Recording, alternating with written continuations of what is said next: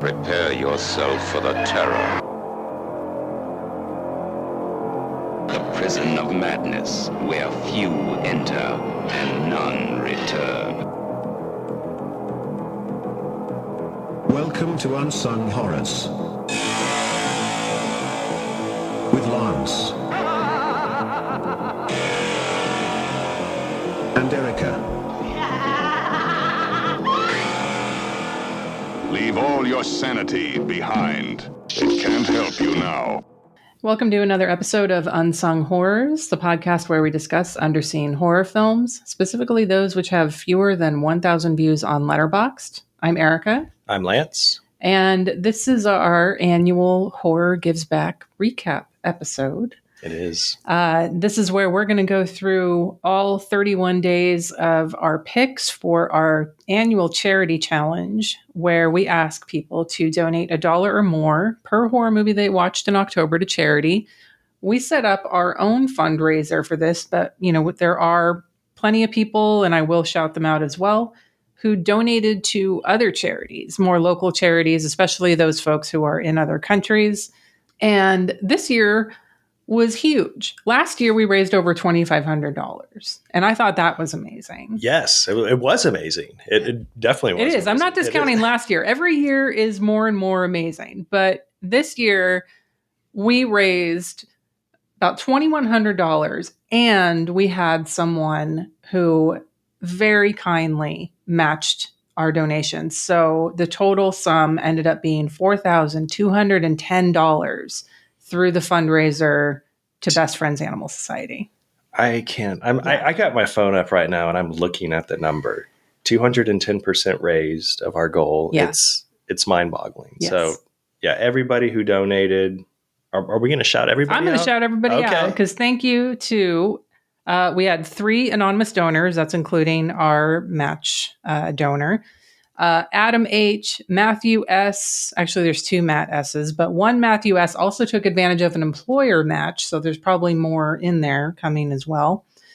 So the other Matthew S., Matthew K., Matt C., there's a lot of Matts, Dustin D., David H., Brandon T., Adam R., Henry D., Jacob S., Robert S., Austin G., Brian C., Will D., Jake R., Francisco O., Kelly K., Dan S., Keith K., Irvin H., Phil, I forgot your last initial, I'm sorry, Terry E., Michael H., Craig D., Ryan V., and Ryan BMD, our Burmese mountain dog guy.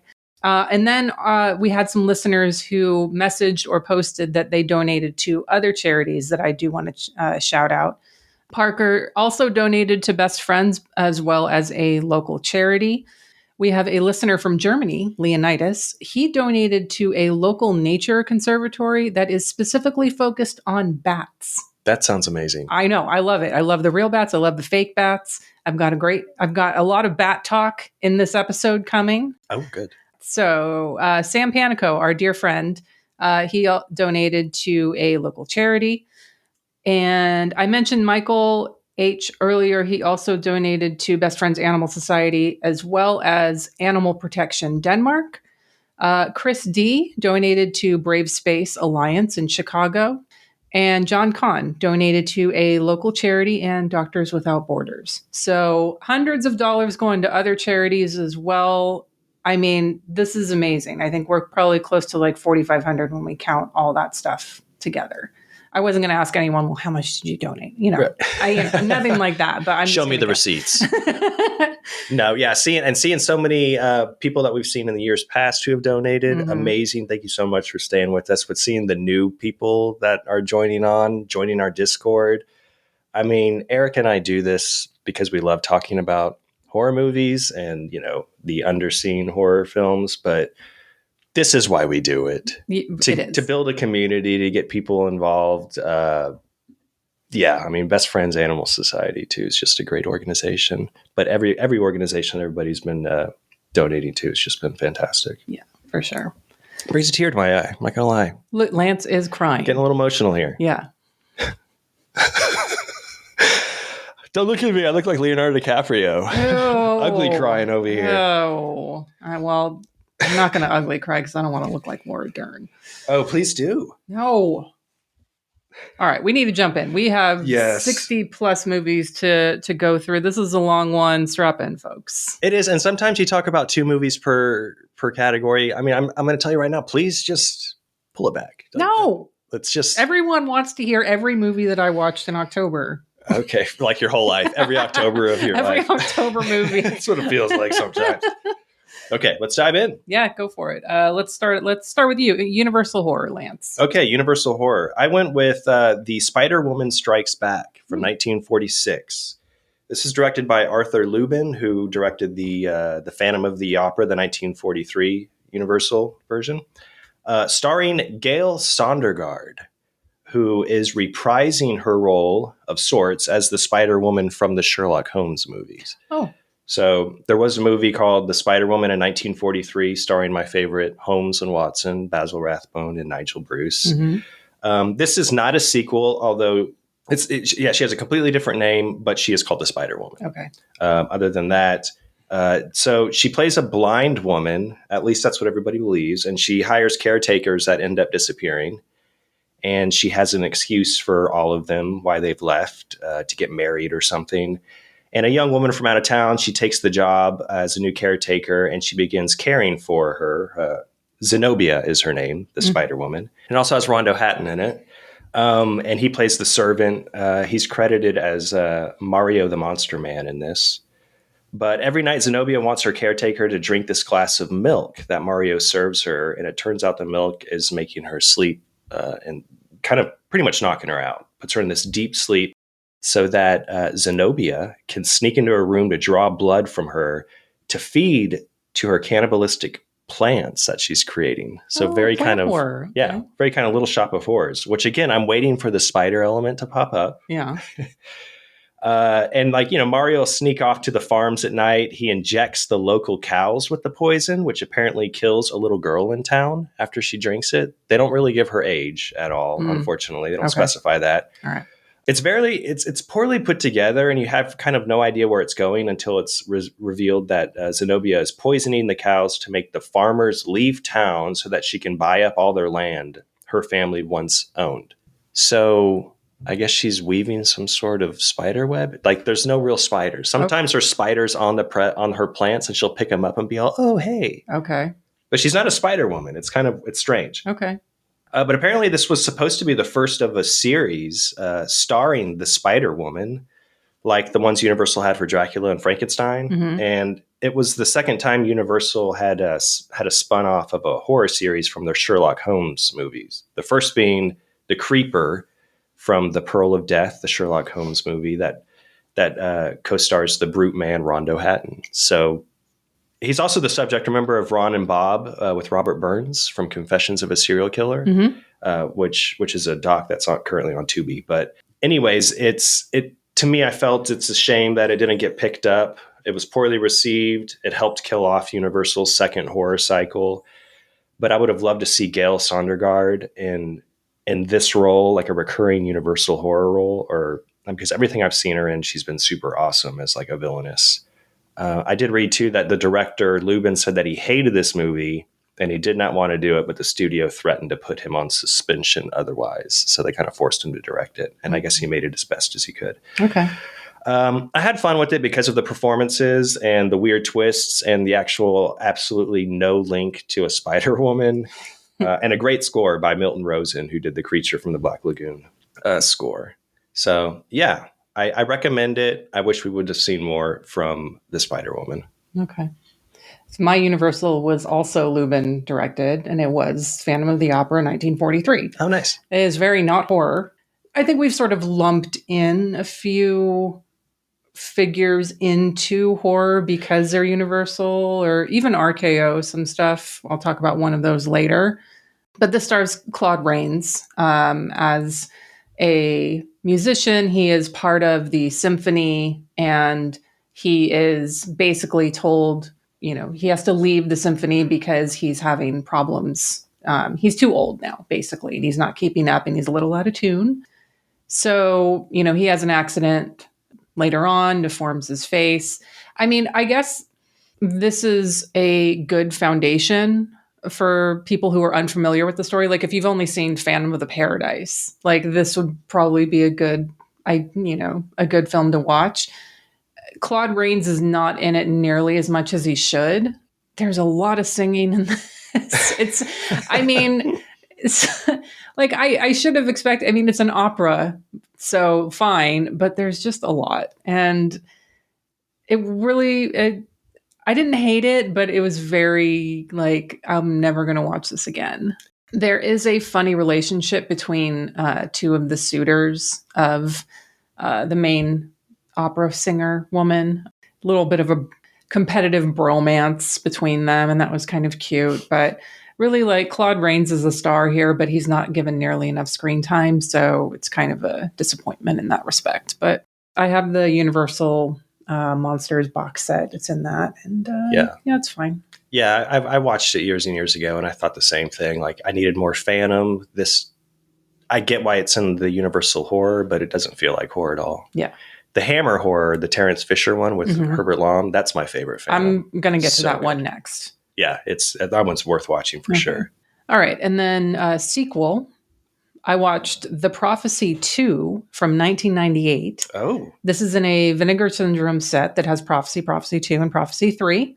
Christopher Walken is the star of this and the previous one.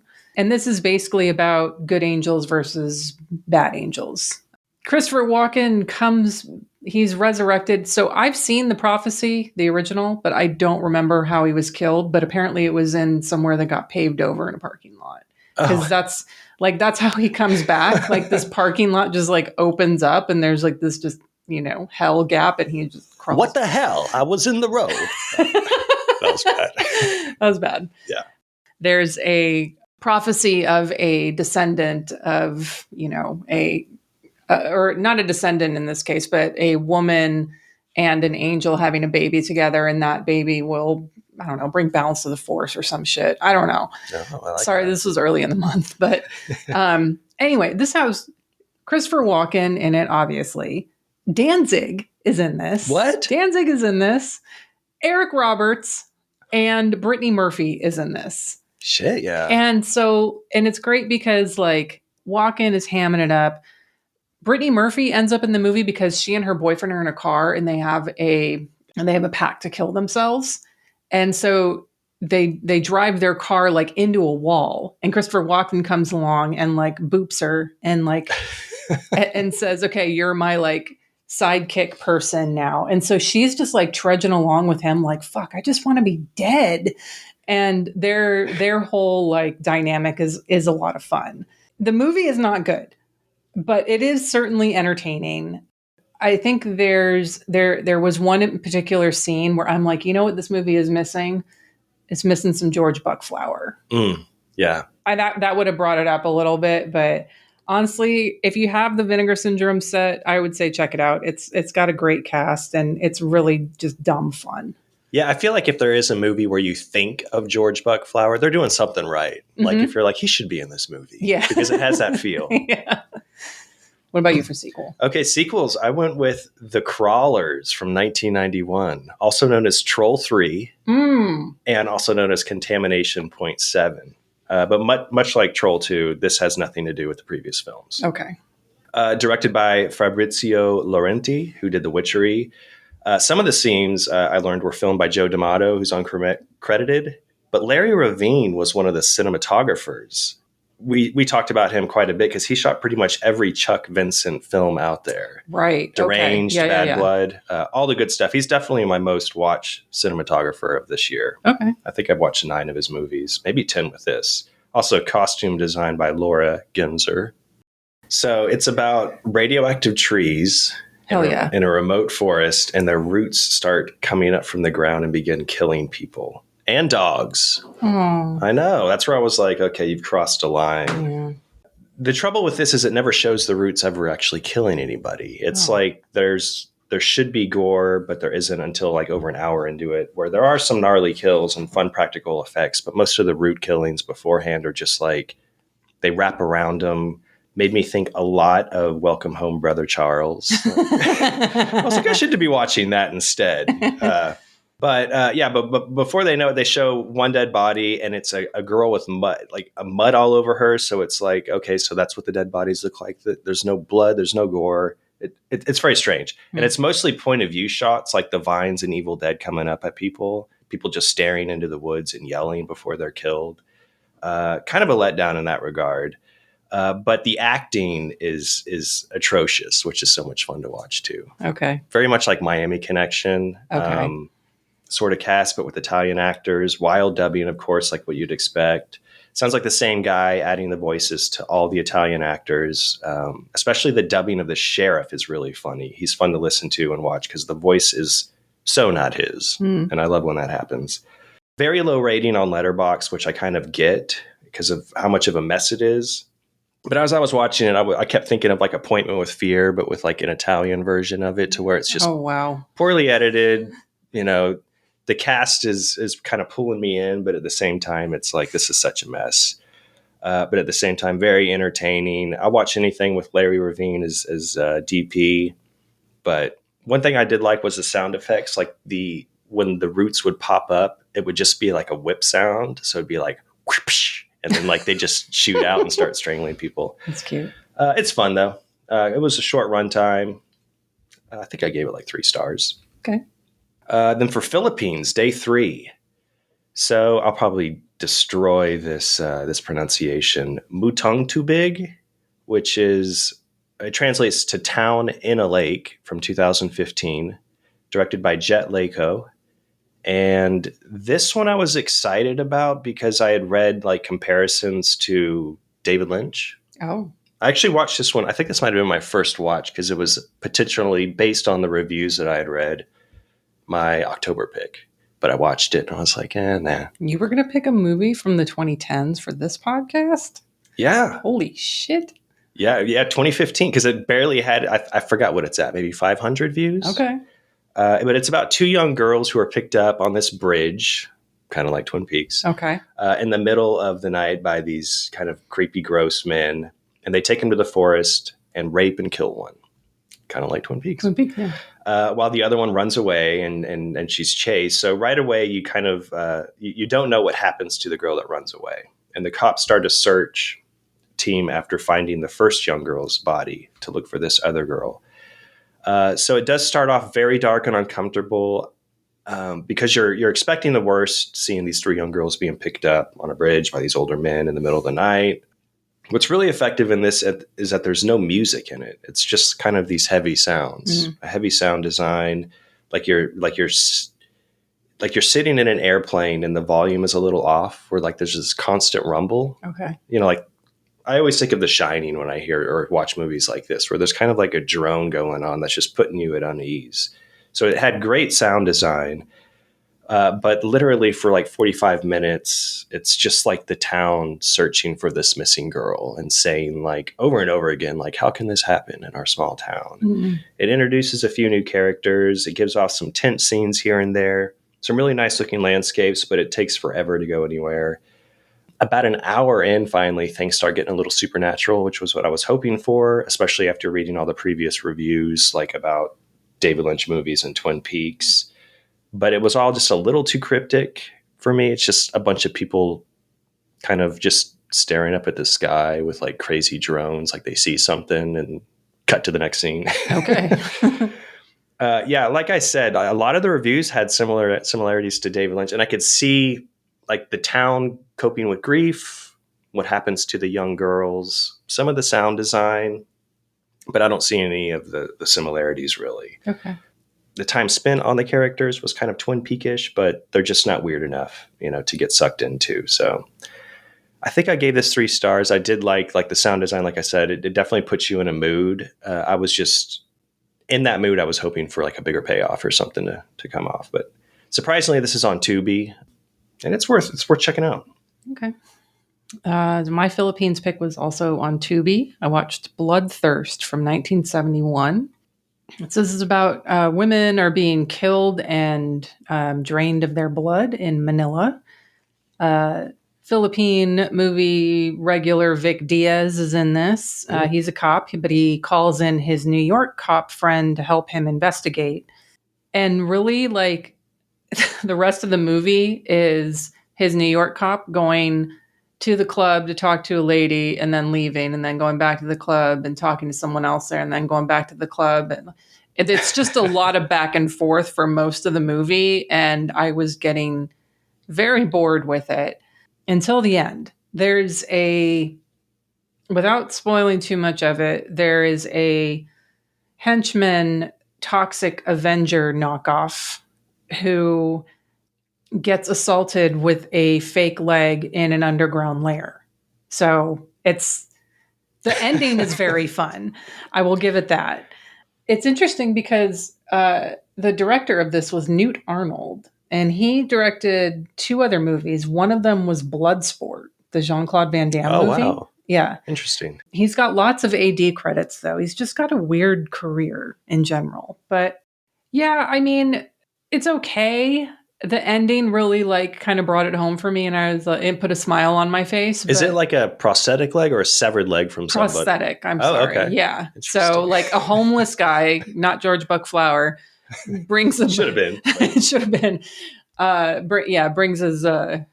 Brings the heat with his prosthetic leg as a weapon. So, I like it. It was okay. It's on Tubi. I wouldn't rush out to see it. The quality of it's not great. It's in black and white. So when you have low quality and black and white, it's already kind of hard to see a lot of what's going on. So it was okay.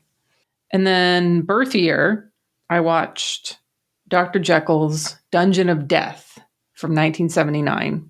This is on Tubi. 1979. You're so young, Erica. I know. God, you're so fucking old. I know. I'm going to skip this next one. Too old. 1878. There's Lance watched a short Nelly film. That's all that was available at the time. What can I say?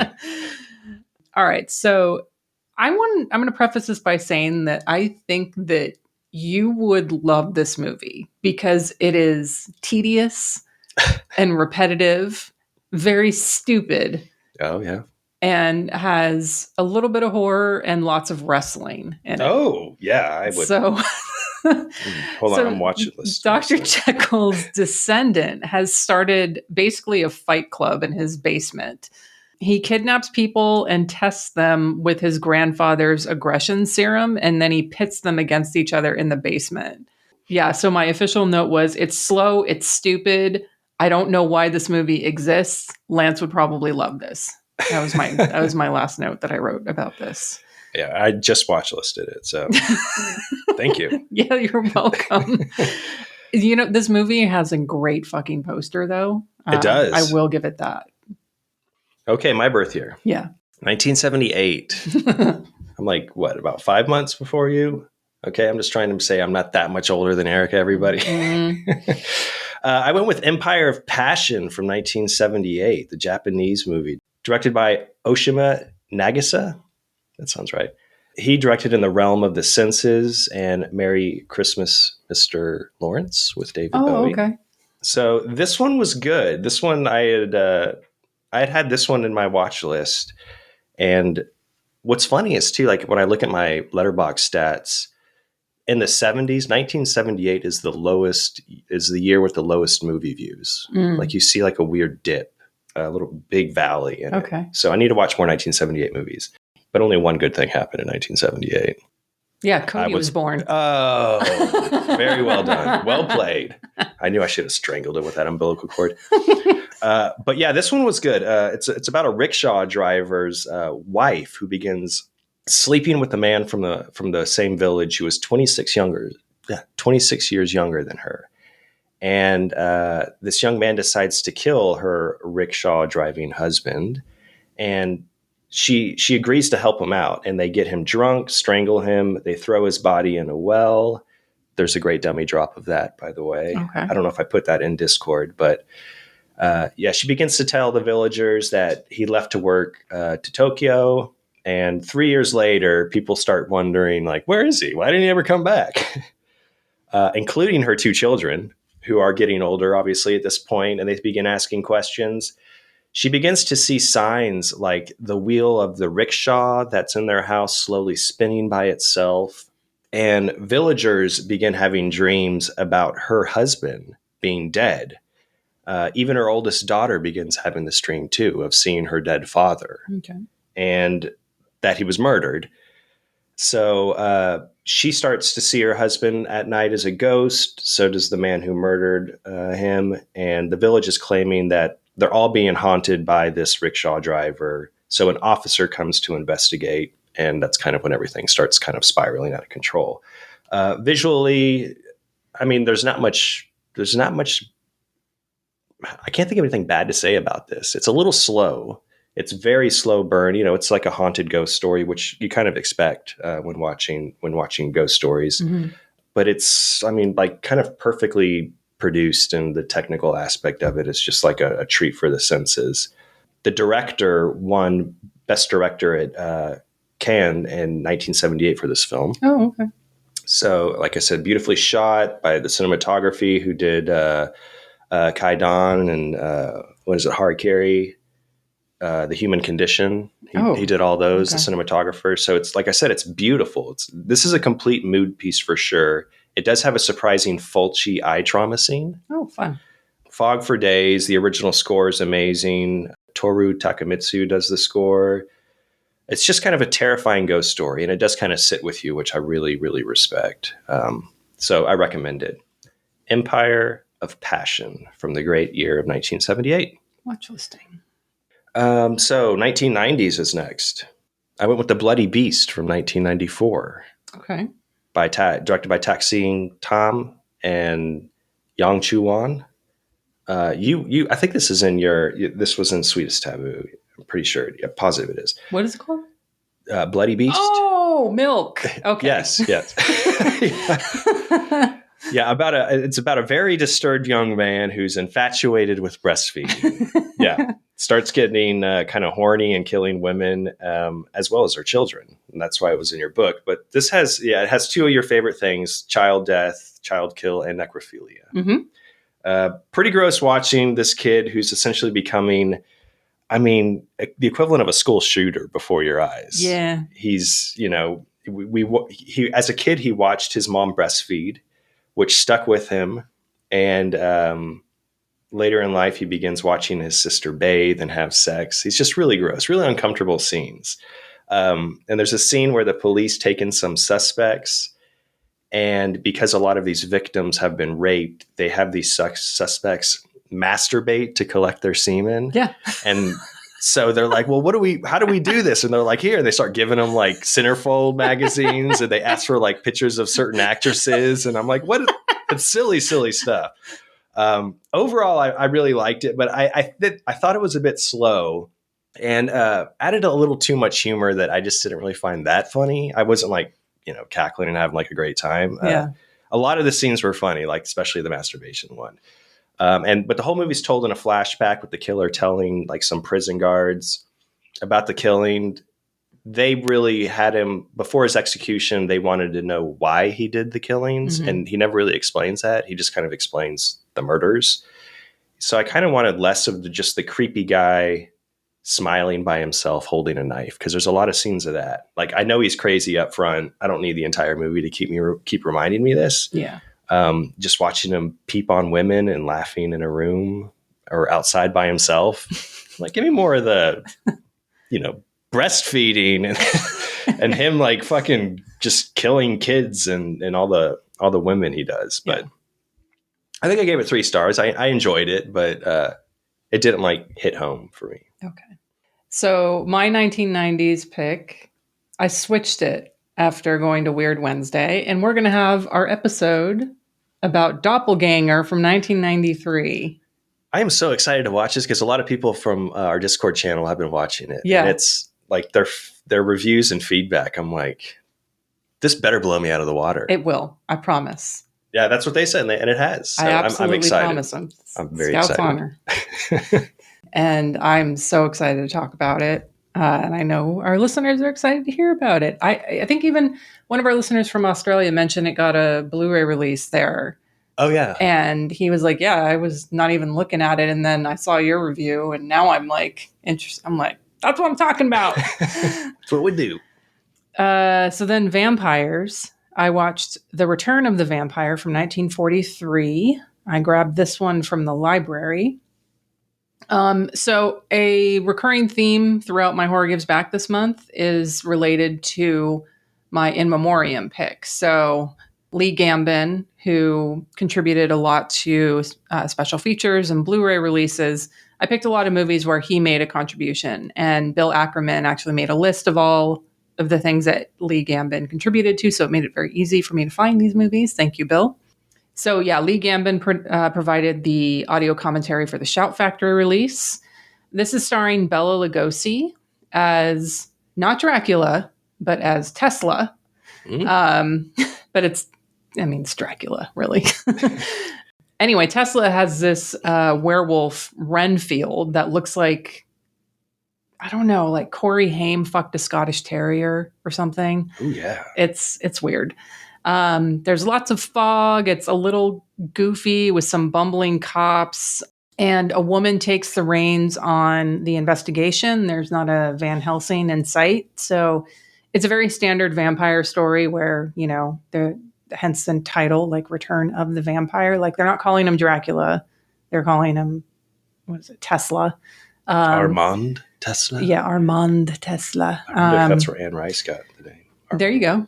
Yeah, it's very standard vampire movie. Bela Lugosi's in it, so you can't really go wrong. But it's going to feel like a Dracula movie to you, as it should. But the bumbling cops took a little bit out of it for me. It felt. It is a horror comedy essentially because of that. So, which I'm about, but I'd recommend it.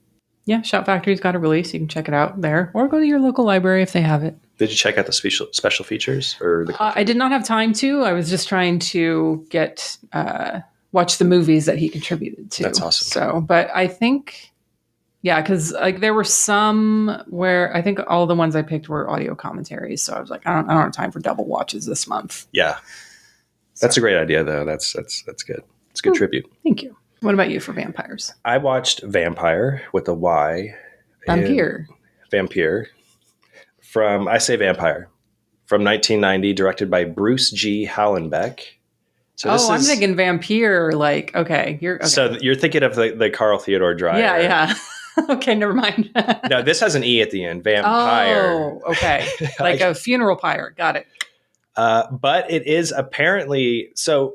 I started writing. I was fascinated by this movie. It's a shot on video kind of Dreyer remake, Vampire remake. Oh, okay. But I said by way of Jean Rollin and Todd Sheets.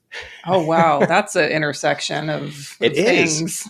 Because it's very DIY, but also it is so atmospheric. And all the vampires are walking around, beautiful women, in beautiful cloaked see-through gowns, the fog. It looks like it was shot in the 70s, which is very impressive for a shot on video. Yeah. And, an awesome example where, they just, Hallenbeck just ignores budget limitations for its ambitious ideas and screenplay. He kind of, I don't know, you're forced to ignore the wooden performances and the melodramatic dialogue, which I appreciated, but it can be a big turnoff. But he scratches all that out with fog machines. Most of the scenes seem to be shot at dusk and dawn. It's just like this hazy dream that goes on way too long. Yeah. It'll put you to sleep and put you asleep in the most comfortable ways. Okay. But it's about a young boy whose family is killed by vampires. So as a child, he goes after them and kills them off. And many years later, a small town is being overrun by vampires, and he's called on to help. And it happens to be that the head vampire, when he was a child, her name is Marguerite Chopin. She is raised from the dead, very much like Christopher Lee in the Hammer films. Blood drips on her grave. Mm-hmm. She's back in this different village, or I think it's the same village. He just left as a kid, and she starts walking around naked, wearing only a cape, like panties, some high heel boots. Sometimes she rides a horse, which is very captivating. She's a badass head vampire. There's a character named Dr. Dreyer. So there's a lot of homages and stuff popping up. Okay. At the hour mark, you start feeling the runtime. Definitely overstays its welcome, but I liked it overall. It does have a great body dissolve hammer horror scene, where they just slowly. Mm-hmm. I really appreciated that, of course. And I just have so much respect of what Hallenbeck, the director, pulls off. It has a score too. I had note here that it does its best to rip off Simonetti's Demon score. So the score is very, again, pulling inspiration from other movies, but it really, really works. And I think it works great watching for the Halloween season because it's definitely mood setting. And it feels like this time of year. So I really enjoyed it. Vampire, Vampiri, however you want to say it, from 1990. Okay. Vampire. And then 50s, it's still me, right? Mm-hmm. I watched The Witch from 1952, also known as Return of the Witch. This is a Finnish movie directed by, I'm going to kill it, Roland af Hallström. It's about some archaeologists digging in an area and coming across the body of a witch. Where did you watch this? I've been meaning to... I think I watched it on YouTube. Really? Okay. Maybe. Okay. Sick. Yeah, it's on my watch list for a while. Like the turquoise poster one, right? Yeah. Yeah. Okay. Great poster. I've had this one on my watch list for quite a bit too. Short runtime, but yeah, these archaeologists kind of pop up. The villagers know the 300-year-old kind of story about this witch who was buried in the area, and they're freaked out. While when the archaeologists hear about it, they're all like, "Oh, let's dig her up! Like if this is really her." So there's a scene where they hit I don't think it's a coffin. I think they just see like a skeleton hand, and then that night the weather becomes quickly very bad, and while it's beginning to rain and thunder outside, they go out to cover the grave, and when they arrive, there's a naked woman in the grave just laying there. And most believe it's the witch. But some, a lot of people who are like, there's no such thing as the witch, no such thing as the witch. They think it's a woman who was just happened to be walking by and was struck by lightning. So all her clothes were burned off, and she has no recollection of why she's there. So it's kind of a cool little mystery. Like you start thinking, like, is this the witch? Is it not the witch? And it does a good job at kind of playing with your theory. And they take her in very quickly, and to me, it becomes apparent that she is a witch, but they do a good job trying to throw you off. Okay. But I'm like, it's the title of the movie is called The Witch. Like, come on. But she's very confused. And then they find out too, another story, a little kind of subplot they bring in is that a woman in a village a little further outside of the town they're in, she lost her lunatic daughter is what they called her. And they're like, oh, this is her. We're sending for her to come and verify that we found her daughter. So we kind of sit on that for a while she has like kind of these spells and stuff. Mainly it's about turning all the men jealous against each other because they're falling in love with this woman. And some of the women are, getting very jealous of her as well, of the witch. So the woman finally shows up, and says like, that's not my daughter. And it's a very, very telling scene. And you kind of realize this has got to be the witch. But it has some pretty good humor, some scary moments, like horses begin dying, cows are milking blood instead of milk, which is kind of cool to see. It's all in black and white, so it looks really great. The actor who's playing the main witch is just incredibly beautiful, and she's naked quite a bit. Yay. But like the ending is kind of meh. I'm not going to spoil it, but it becomes kind of like love conquers all type of thing. Ugh. That's the worst. Kind of a sappy letdown, but okay. I thought it's definitely worth the watch. It's a short run time. I think I gave it like 3.5 stars because I like the way it looked. I liked the actors, the sound. I mean, everything I was captivated until kind of the ending. Okay. Yeah. What about you for 50s? I watched The Werewolf from 1956. This was on Tubi. It's also in the Arrow Cold War Creatures box set. Lee Gambin contributed an audio commentary for it. It's about a man who arrives in a small town, but he doesn't know who he is. And he wanders into a bar. He ends up getting in a fight in an alley with another drunken man and ends up killing him. But the witness who saw him run away swears it was some kind of beast. So the sheriff starts investigating, and it turns out that the man, Duncan Marsh, had been in a car accident, and that the doctors who found and quote unquote helped him, they made him part of an experiment, which turned him into a werewolf. So it's kind of a neat, like there is a full moon element to it, but how he turns into a werewolf is not the traditional way of, he got bit by a wolf kind of thing.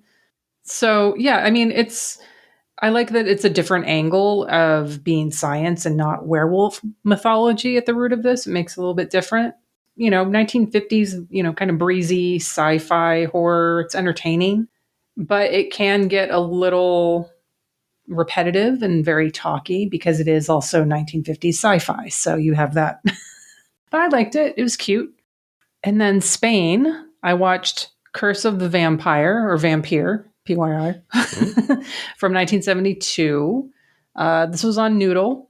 I have an ad blocker though, so I didn't see the porn. Aw. I know. So Dr. Dora Maeterlinck, I don't know. Maeterlinck. This does There belong it on is. Noodle.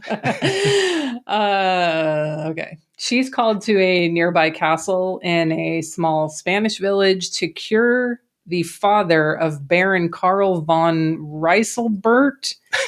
I know. Maeterlinck, Reiselbert. Yeah, I know. It's a lot. So the father suffers from some strange blood disease. Or is it a blood disease? Dun, dun, dun. Yeah, it turns out everybody in this town believes in vampires here. And everyone just gets really worried when there's a full moon for some reason.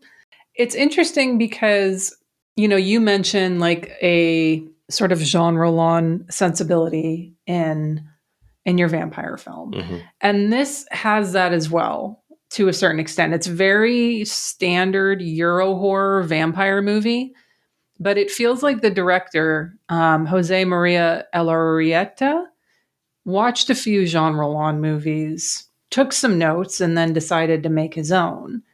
So it's missing something that I can't really pinpoint. Like it checks all of the boxes. Like it's got a lot of nudity and like lots of, beautiful shots. And maybe there's too much dialogue and just not enough mood. Cause I feel like Jean Roland movies are very heavy mood. Like, Oh yeah.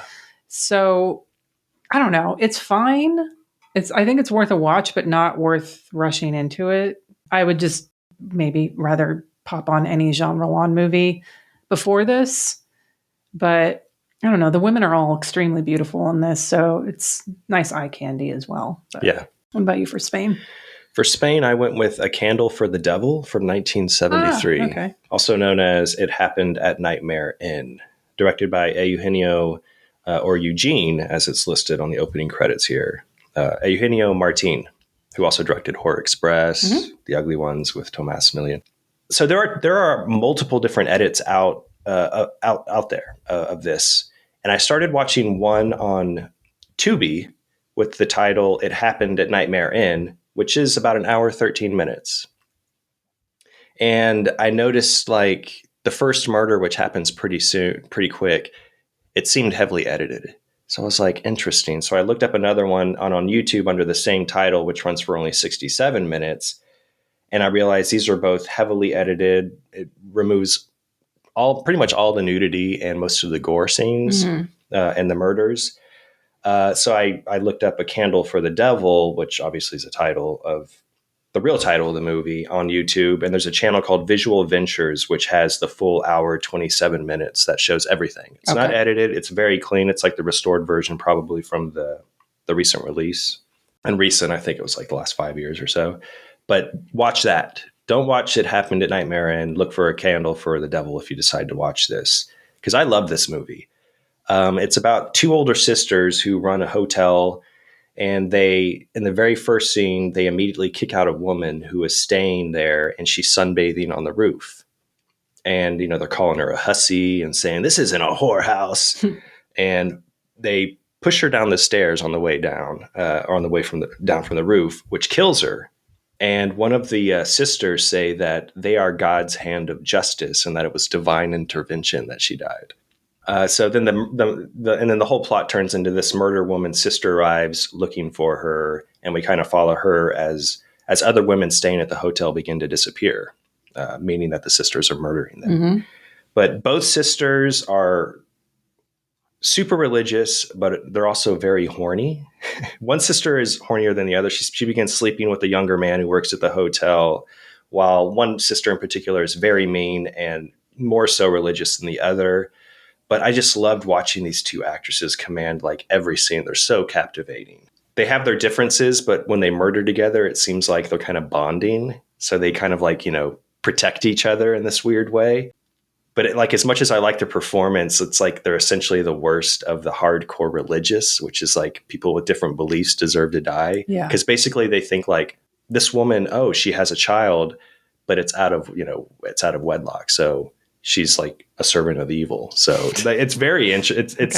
It's hard to watch. Like some of the stuff's really uncomfortable, but their performances are so good that you're kind of rooting for them. Like, yeah, kill them. Like, kill them all.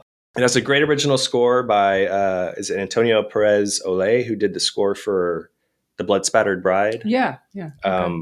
Very cool music. The ending wasn't what I was expecting, which was bittersweet because at first it was kind of a letdown, but then the more I think about it, the more I like it, and I'm like, yeah, it totally fits. And this is something that I'll totally watch again. I even considered it for like No Rules November. I'm like, this is a great movie. I totally recommend it. Again, watch the one for The Candle for the Devil on YouTube. Visual Ventures. And then Unsung Horrors rolls next. I went with Way Bad Stone. Yeah. So listen to the episode because it's a banger. The movie and the episode. Exactly. That's what I mean. Oh, okay. And the movie's a banger. Directed by Archie Wall. I mean, we talk about why it's a banger. Yes. But the episode's even better. Okay. So I went to Hong Kong for my Unsung Horrors role pick. I watched Return of the Demon from 1987. I did have to get this on legal adjacent, but well worth it because this is one of my favorites from the month. It's a Hong Kong horror comedy that feels like they were writing it as they were making it. So it begins with a group of explorers who are looking for some kind of treasure, but they accidentally resurrect a demon.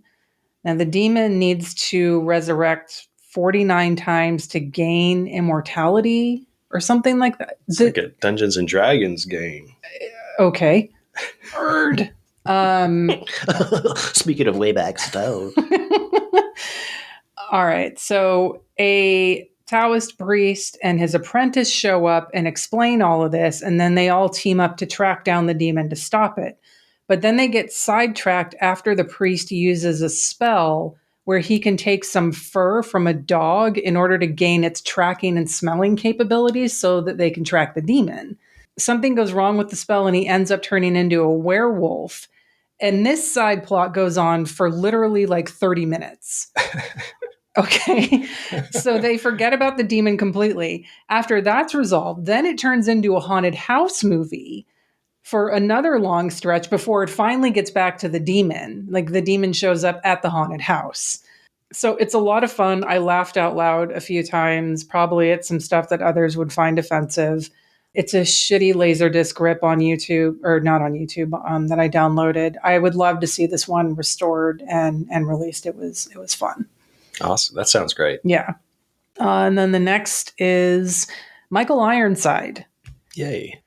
And I watched a movie that isn't quite horror. It has the horror tag on it, but after I watched it, I was like, yeah, this is more of a thriller. I watched Hostile Takeover from 1988. This was on YouTube. Great poster, by the way, if you guys look it up. This is also starring David Warner and John Vernon. So Warner's character takes 3 co-workers hostage over Thanksgiving weekend. So Thanksgiving movie, if you guys are looking, I guess, coming up. Though the holiday itself is barely mentioned. It just happens to be like, oh, long holiday weekend.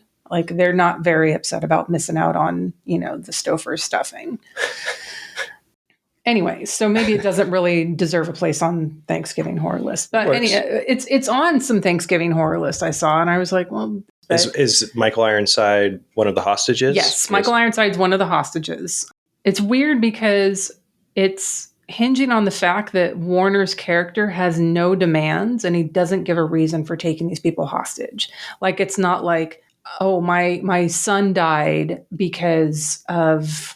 something the company did or something, right. Like they all work there. He gives no explanation. He's just like, I don't have a reason. I don't have any demands. I'm just doing this. So it's weird. But I do like pressure cooker movies like this. Michael Ironside's a lot of fun in it. I mean, everyone's great. Actually, this one is really about the performances, but it's really not a horror movie at all. So don't go in expecting that, and you probably enjoy it. Nice. Michael Ironside for me. So again, mine also is very little horror. It's more so like a sci-fi melodrama, but there are murders going on.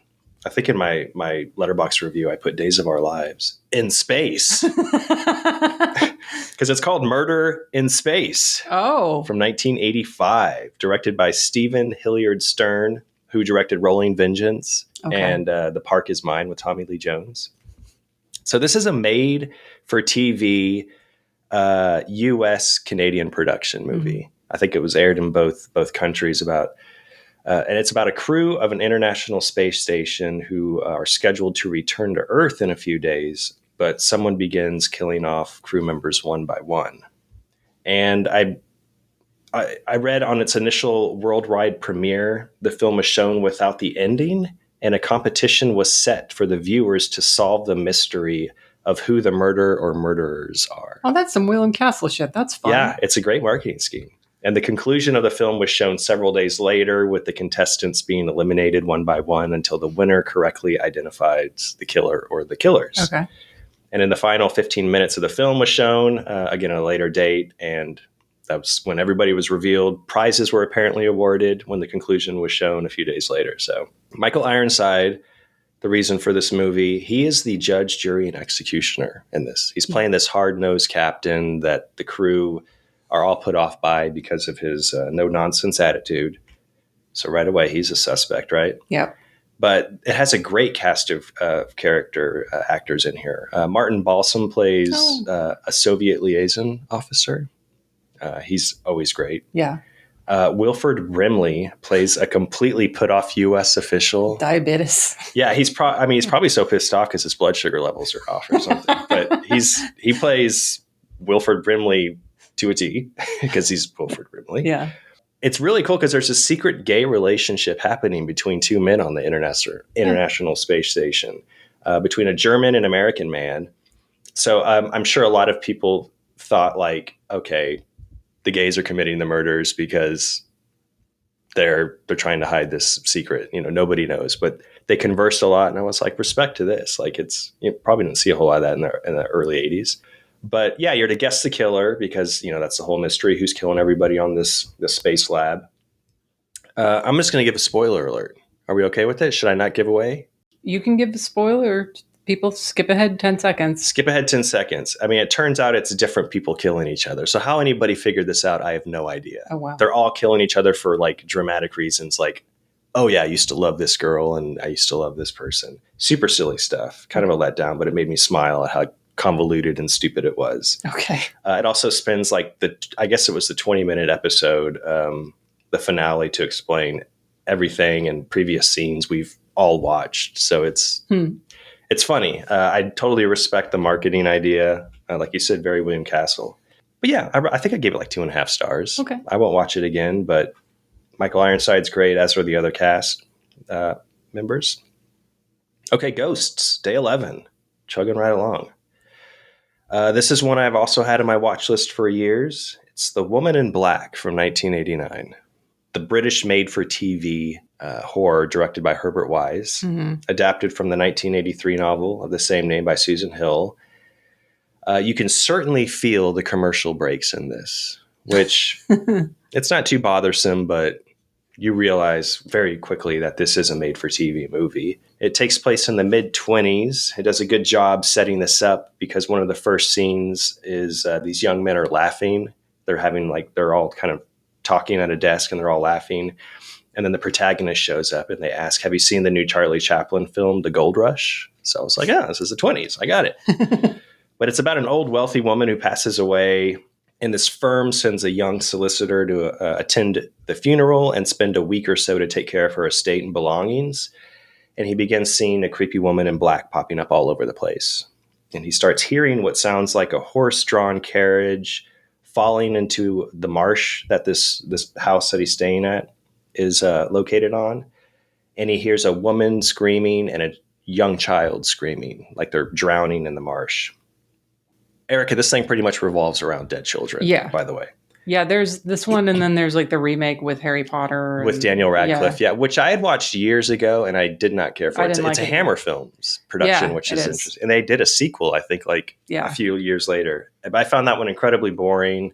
Yeah, but this one's specifically about a 6-year-old boy who dies drowning in the marsh, which leads to other children dying around in that area. The ending is fucking terrific. It's the reason why it should be in your book.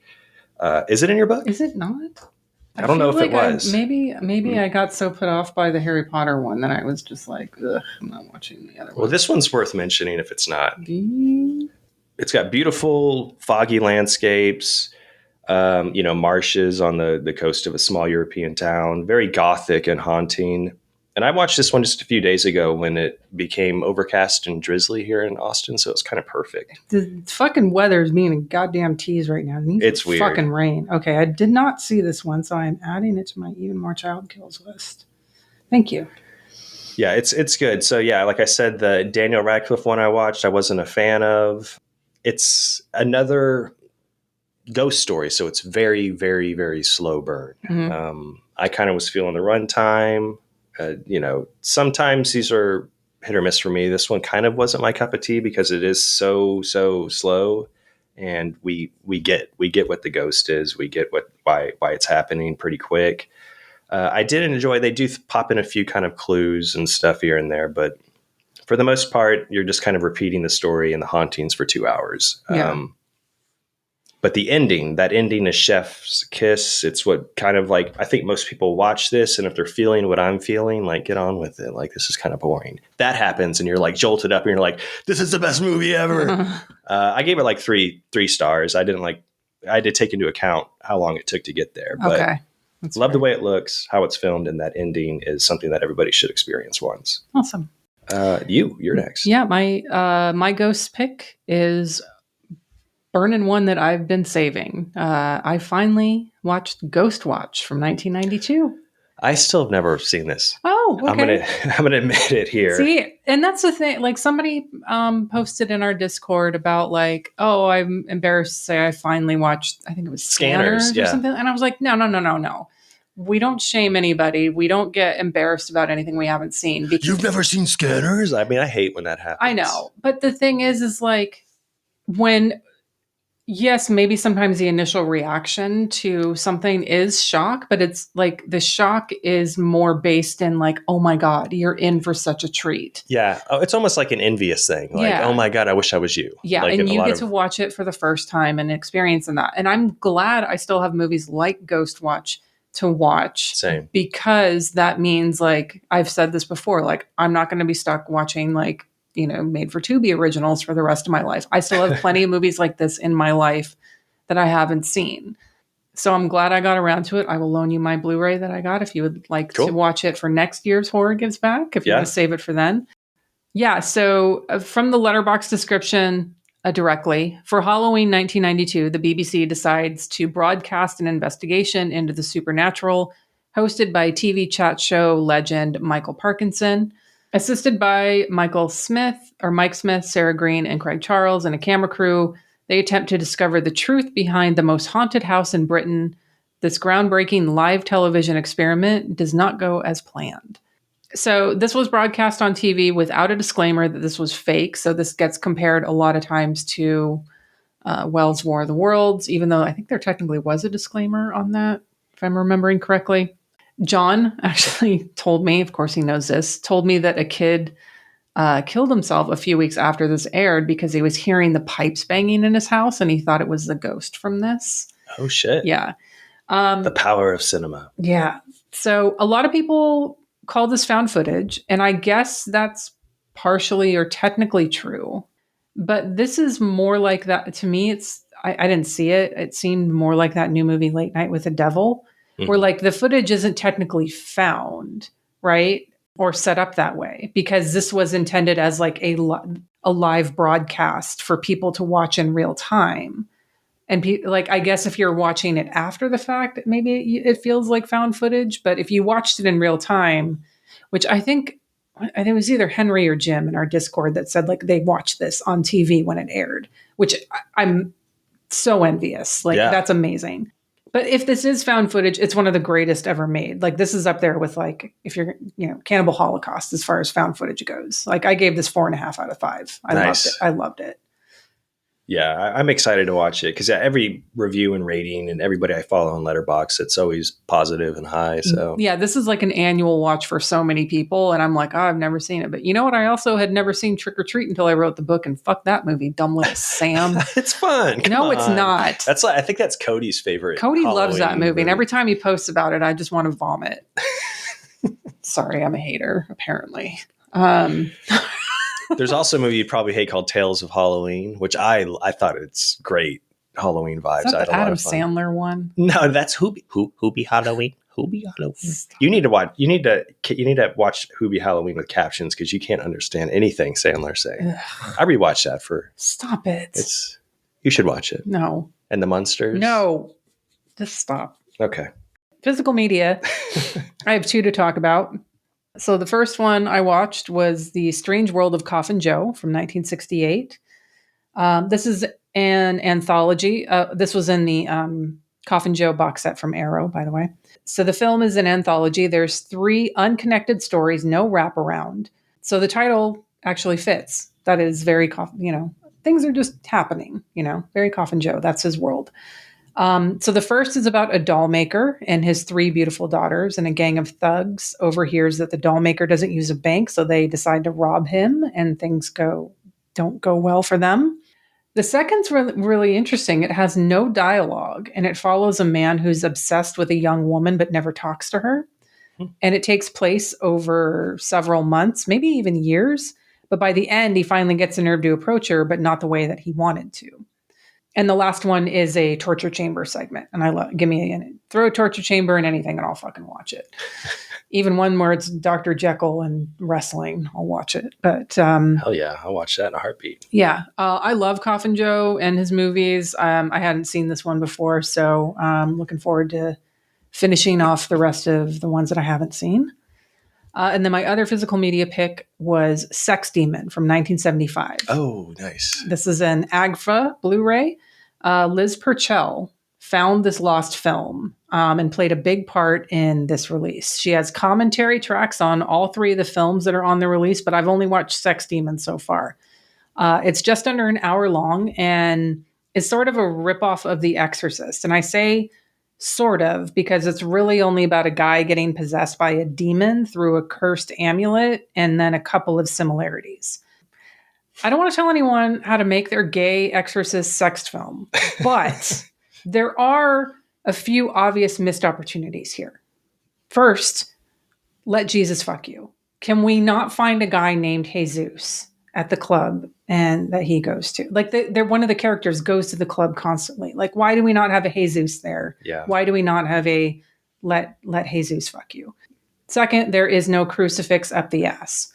This seems like a layup. That one's right there.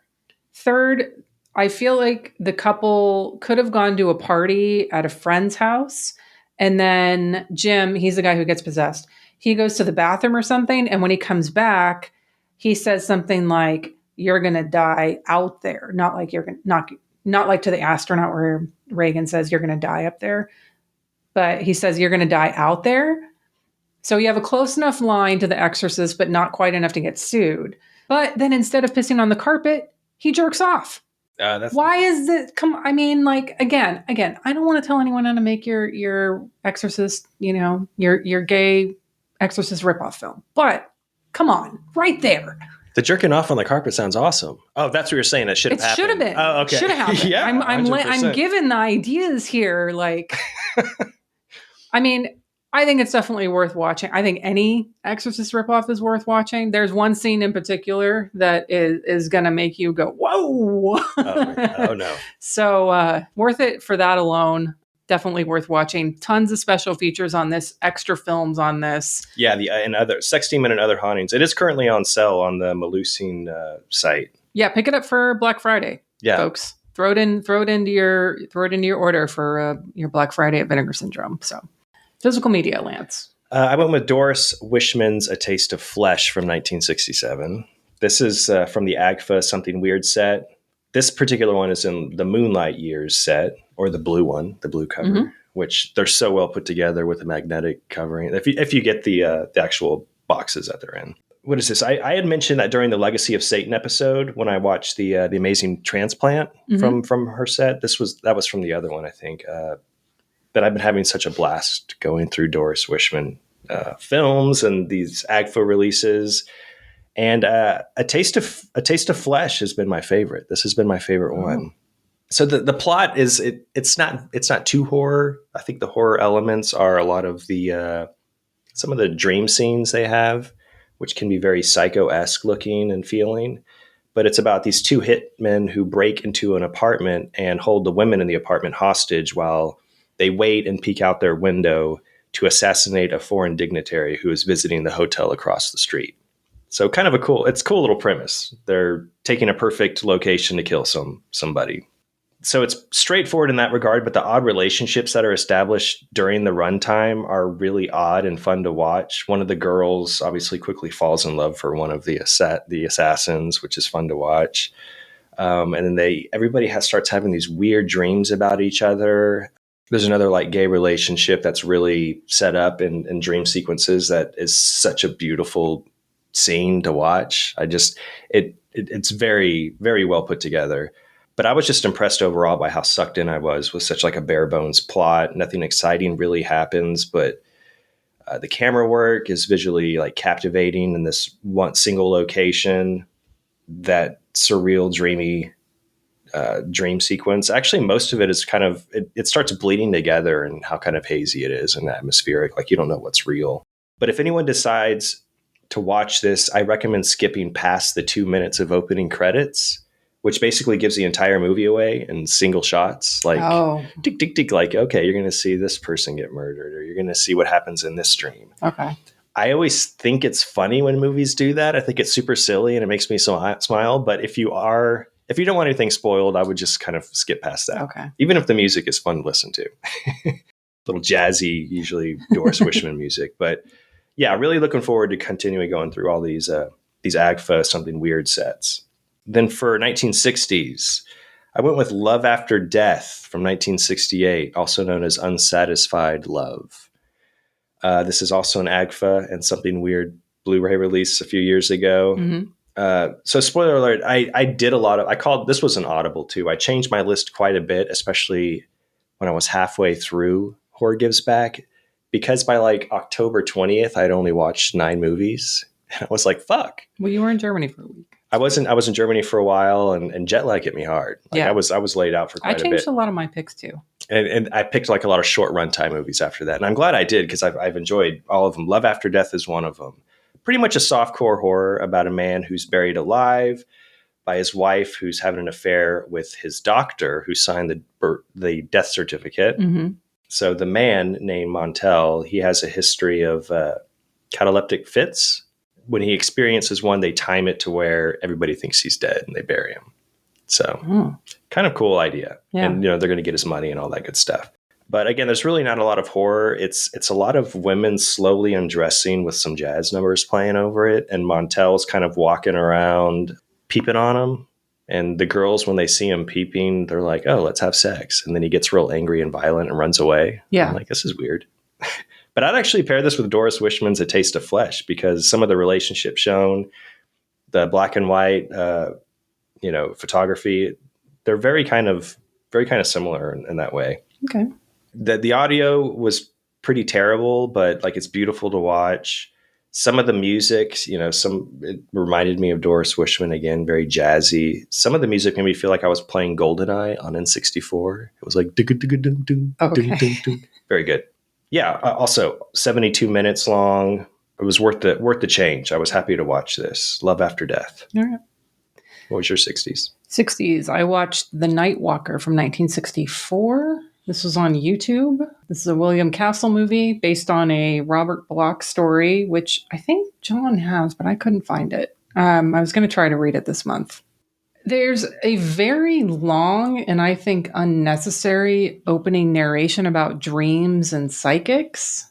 Like after I watched the whole movie, I was like, wait, why do we need that opening part? Anyway. So Irene Trent, played by Barbara Stanwyck, she is talking in her sleep about another man So her husband thinks she's having an affair. After he supposedly dies in a lab explosion in their house, she starts dreaming about being haunted by her late husband. And I won't spoil it any further than that. It's a lot of it is like it's a gaslighting, driving a woman crazy type movie, using her dreams against her sort of thing. Like you're not sure when she's dreaming, when she's not, because she's not sure. The score is really interesting. It sounds like Morricone's score from Investigation of a Citizen Above Suspicion. It's great, but I was also like, did they just steal that from? Anyway. And no shade on Barbara Stanwyck, but her scream sounds like, you know, the girl in the recording booth in De Palma's Blowout? Oh, yeah. It sounds like that. I liked it. I don't think it's top tier Castle by any means, but I mean, I enjoy all of his films, so I'd watch it. So that's The Night Walker, 1964 on YouTube. Next is Australia. I watched The Death Train from 1978. This is another one I had to get from Legal Adjacent. Great poster. It's about an insurance investigator played by Hugh Keys-Byrne. He's the toe cutter in Mad Max and Immortal Joe in Fury Road. So he comes to this small town to verify the cause of death of a man who was insured by his company. The locals, including the man's partner, believe that he was killed by a ghost train because the tracks used to run through the man's property, but since the tracks are long gone now, the house is built on the property. The movie opens and like the death of the man, you really are like, oh my God, he got ran over by a ghost train. And like, you think it's a horror movie. None of it is a horror movie after the opening. But it's interesting because it's mostly this like quirky mystery. It certainly has a sort of Twin Peaks vibe. You know, you've got the investigator coming to a town to, look into a death, and like they spend time with like a few different characters, but none of the characters are quirky enough. Yeah. Like the story itself is quirky, but the characters don't live up to that. You know, they're just not like eccentric or memorable. Right. So I really did appreciate the matter-of-fact way that the relationship between the dead man and his partner was treated. You would expect in a 70s Australian TV movie to have someone say something derogatory or offensive about a gay couple, especially in a small town. But their relationship is just very like matter-of-fact. Like the insurance investigator is like, oh, are you going to sell the house or are you going to keep it? And the guy's like, well, I don't know. Like he loved this house. So like, I want to keep it, but I'm not sure. Yeah, but I can't really give this a hard or soft recommendation, but I guess if you don't expect a horror movie going into it, you might enjoy it more than I did. I use this word a lot. Like it's just kind of a curio. I think it's interesting. It's one of those movies that like, I would be surprised if like, who's the Australian label? Umbrella didn't put it out, maybe. Does it show the guy who is supposedly killed by the ghost train? Like, is he mangled up and like totally destroyed? Does it show the body? They show a body, but it's not like mangled up or destroyed or anything. But like, wait, was it? Fuck. Sorry. I watched it a few weeks ago and my memory, y'all know. Maybe. But like the ending, because it's like foggy and you hear the train and you see the lights and like he's running and you're like, God, it's like Prometheus, just run to the side, run to the side, run to the side. And he's just running in a straight line. I'm like, what the fuck, man? I mean, he could have been picking blueberries or picking berries, whatever, like in Stand By Me, whatever. Like, I don't. He had something on his mind. Yeah. So not a horror movie, but I think, our Australian listeners, all two of you, I think you would probably appreciate it if you haven't seen it, just for like the Hugh Keys-Byrne being in it. But nice. Yeah, Death Train 1978 for Australia. What about you? I think mine's a more common. I think most people have seen this. Thirst from 1979. Oh, the Henry Silva one? Henry Silva, which has a terrible poster if we're talking about posters right now. Yeah, it's not great. I do appreciate like the fangs on the end of the T's, but no, it's a bad poster. Directed by Australian director Rod Hardy, who went on to direct Nick Fury, Agent of S.H.I.E.L.D., starring David Hasselhoff. So, so yeah, Thirst. I loved this thing. Mm-hmm. Total mindfuck of a movie. What it puts the protagonist Kate through shifts between like reality, fantasy, flashbacks in an instant. So it really, obviously it's intended to throw confusion and confuse the main character. But as a viewer, you're just like kind of feeling for her because you're right there with her. It's really just Kate getting the thirst for the first time. Scenes of it, some of it reminded me of Let's Scare Jessica to Death, to where it's just total mindfuck. Yeah. So Kate is a descendant of vampires, and there's this cult of vampires who are essentially trying to get her to learn and accept who she is and where she comes from. And I love the whole concept of, quote, the thirst. Mm-hmm. You know, Kate, she starts freaking out, tripping and having what she believes are these crazy hallucinations, but it's the thirst, a weird state of mind that vampires go through when they need to have their blood. So drinking blood is the only way to make them feel normal. So she's kind of fighting it the entire movie. And then when she finally caves in, it's like a light is shown upon her and she's happy in life. And I'm like, this is so great. It's a cool concept to learn that you're a vampire. And this cult of vampires, they have a blood farm, which is they get humans to live in this compound that they pretty much, take care of them, give them a great life, and then they feed on them like they're cows. I love the whole concept of this movie. Yeah. And like you said, Henry Silva, he's great as kind of the doctor in this cult in this. His character, spoiler alert, has a tragic end. Mm-hmm. He falls from I'm going to say it. He falls from a helicopter and he lands on power lines and he just burns to a crisp. David Hemmings is also in it. Just a great cast. Great Australian horror. Yeah.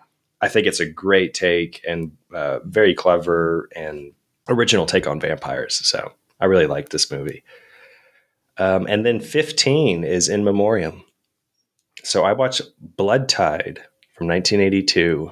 Rest in peace, James Earl Jones. Ah, okay. Directed by Richard Jefferies. This is it's a British produced horror film that's shot in Greece. So right away, the exterior shots are beautiful. A lot of bodies of water, jagged rocks, and caves. The plot, it follows a young American couple who are visiting a Greek island where the husband's sister had disappeared. And they go there to find, where is she? Why hasn't she contacted them? And they find out that an ancient monster has been released, forcing the villagers to return to the practice of human sacrifice to appease it. Okay. The cast rules. There's like 5 main players in it. The American couple is played by Martin Kove, the asshole karate coach in Karate Kid. Oh, right. Yeah. Mary Louise Weller, who's from Q, the Winged Serpent and Animal House. She plays his wife or his girlfriend, she's great in this. There's a character named Barbara, who's kind of James Earl Jones's love interest, or they're a couple. And she's like so adorable and super funny. Deborah Shelton plays the missing sister. And then, of course, there's James Earl Jones, who kind of controls the entire movie. He plays the deep dive treasure who accidentally unleashes this monster. Yeah, I thought it was gorgeous. I get the hate, but because like on Letterboxd, it's super low rating. A lot of people don't like it. I totally understand it. It is slow. The plot's stupid, but it's all about the cast who, to me, are just perfect. That's like the ultimate quote is like, I get it. It's slow. It's stupid, but I love it. I love it. Yeah, I could watch these people all day. So Shelton, she screams. There's a scene where she's looking at this painting, or she reveals this painting. And it's a monster. It's a painting of a monster with a big boner. And she just screams. And I'm like, that's acting. Like, this is fucking it. And then she does her best kind of Captain Willard impression while she's rising from the water, like Apocalypse Now.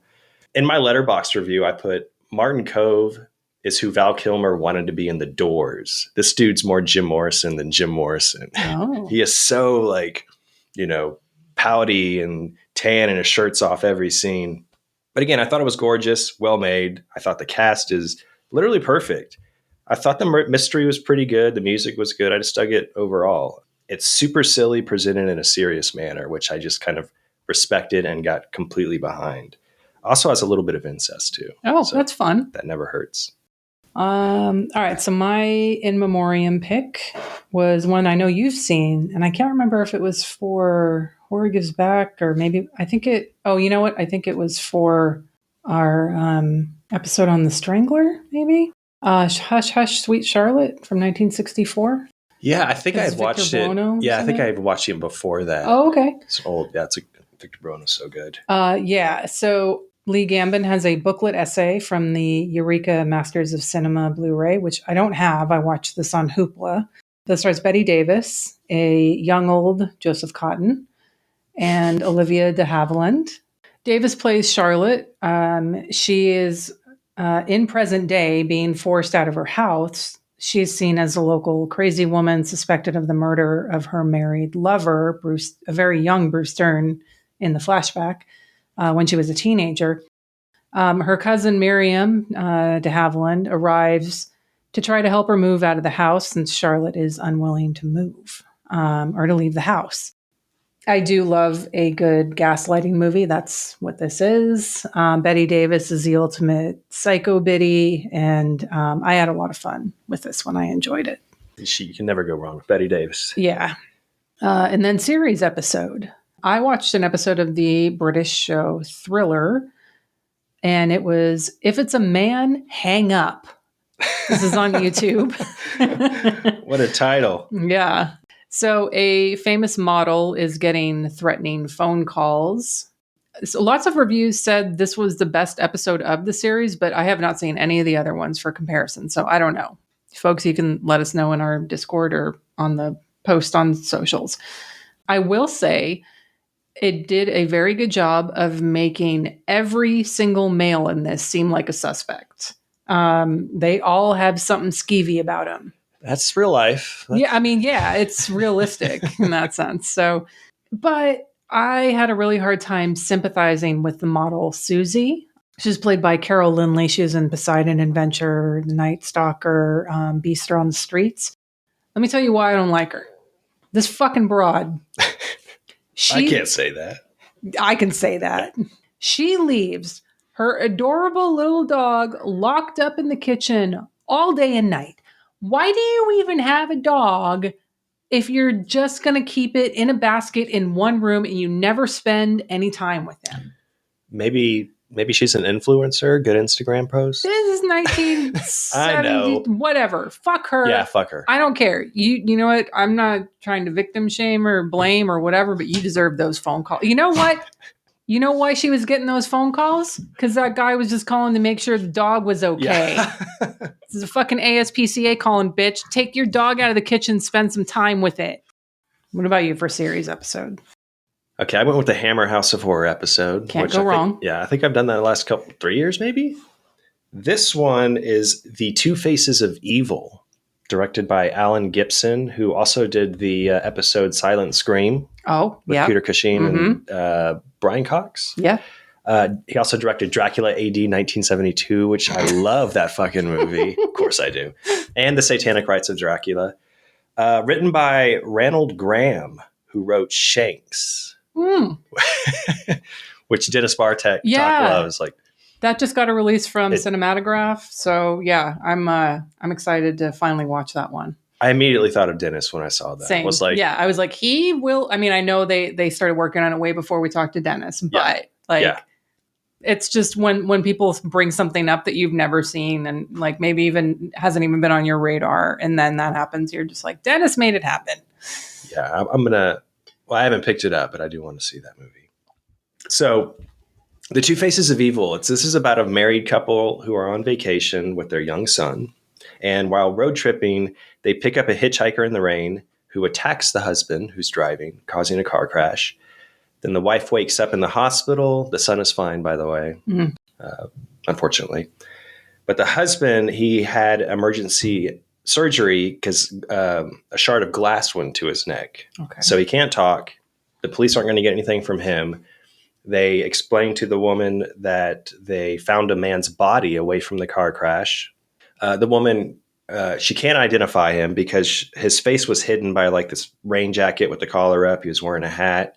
But she does remember he had this creepy long fingernail on his right hand. She's like, oh, if I look at his hand, I I can identify him.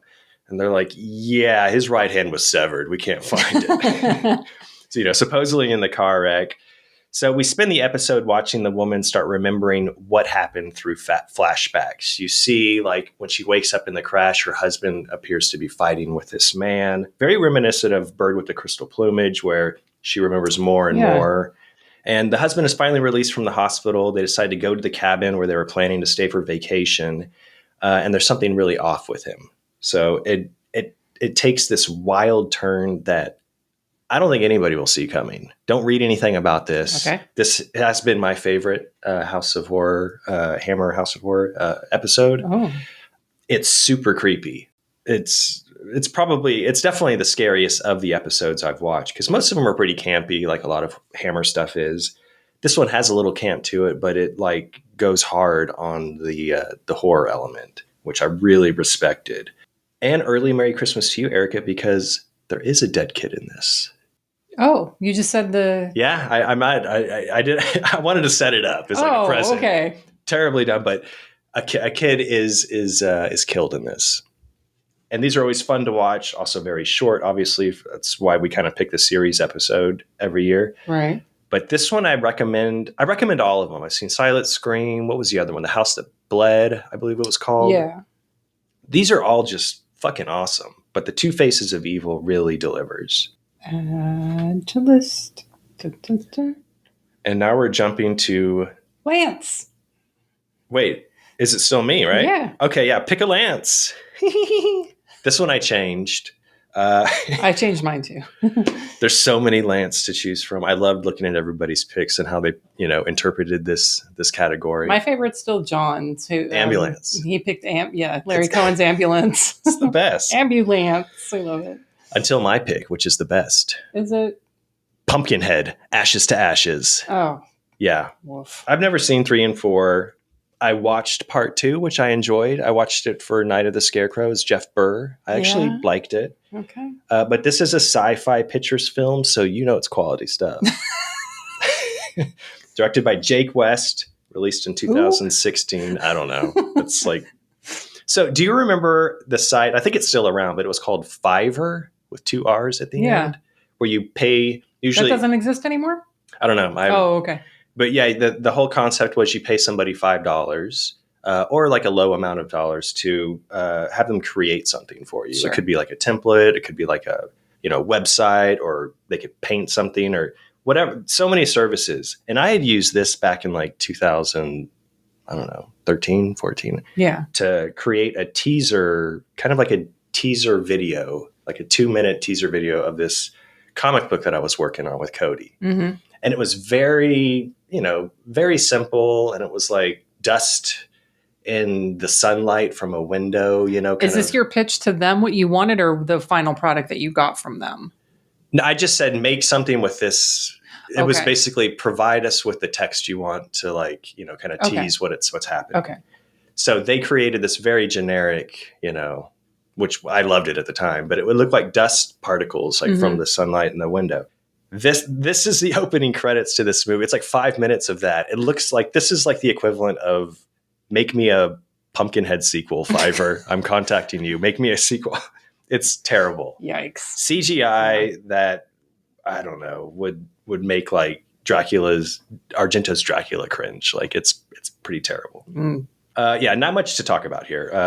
Lance Henriksen, the reason for the pick, he's back as Ed Harley, and he's just sleepwalking through this whole thing.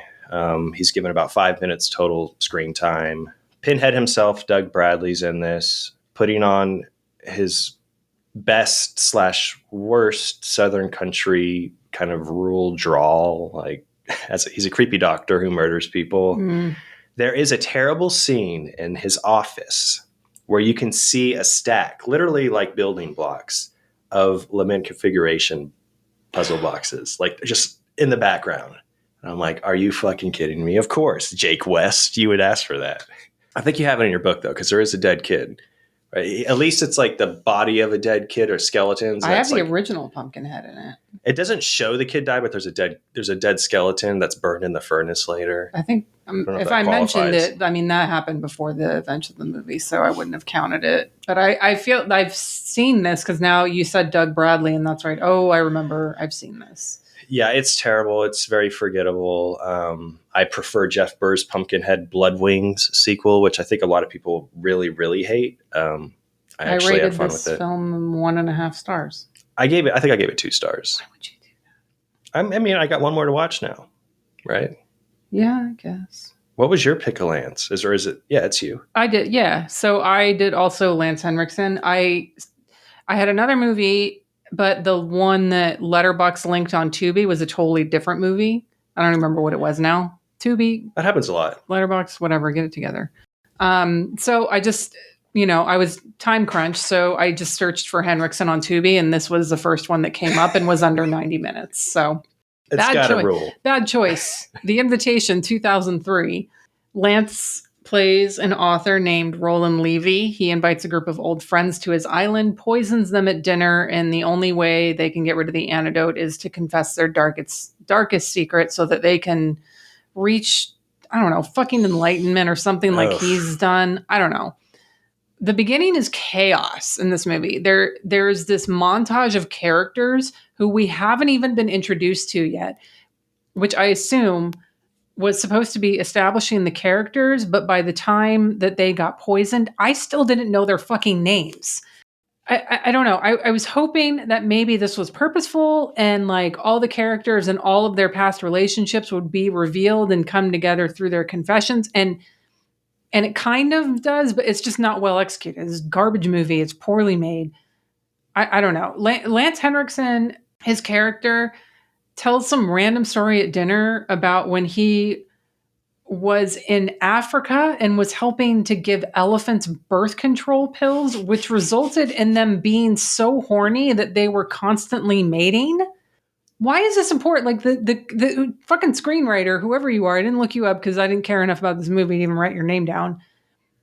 What did they think that this was clever? Like, I'm going to tell this funny story about horny elephants. Like, what? Why would you do that? Yeah, I can't. I have no explanation. I don't either. This movie is horrible. No one watch it. So I felt really bad for Lance Henriksen. So I actually watched another one after October was over that I'd never seen before. And John grabbed it from We Love Video. And I was like, you know what? I'm going to talk about this one so we do not end on a bad Lance Henriksen note. And I watched Man's Best Friend. And you know what? That movie is super fun.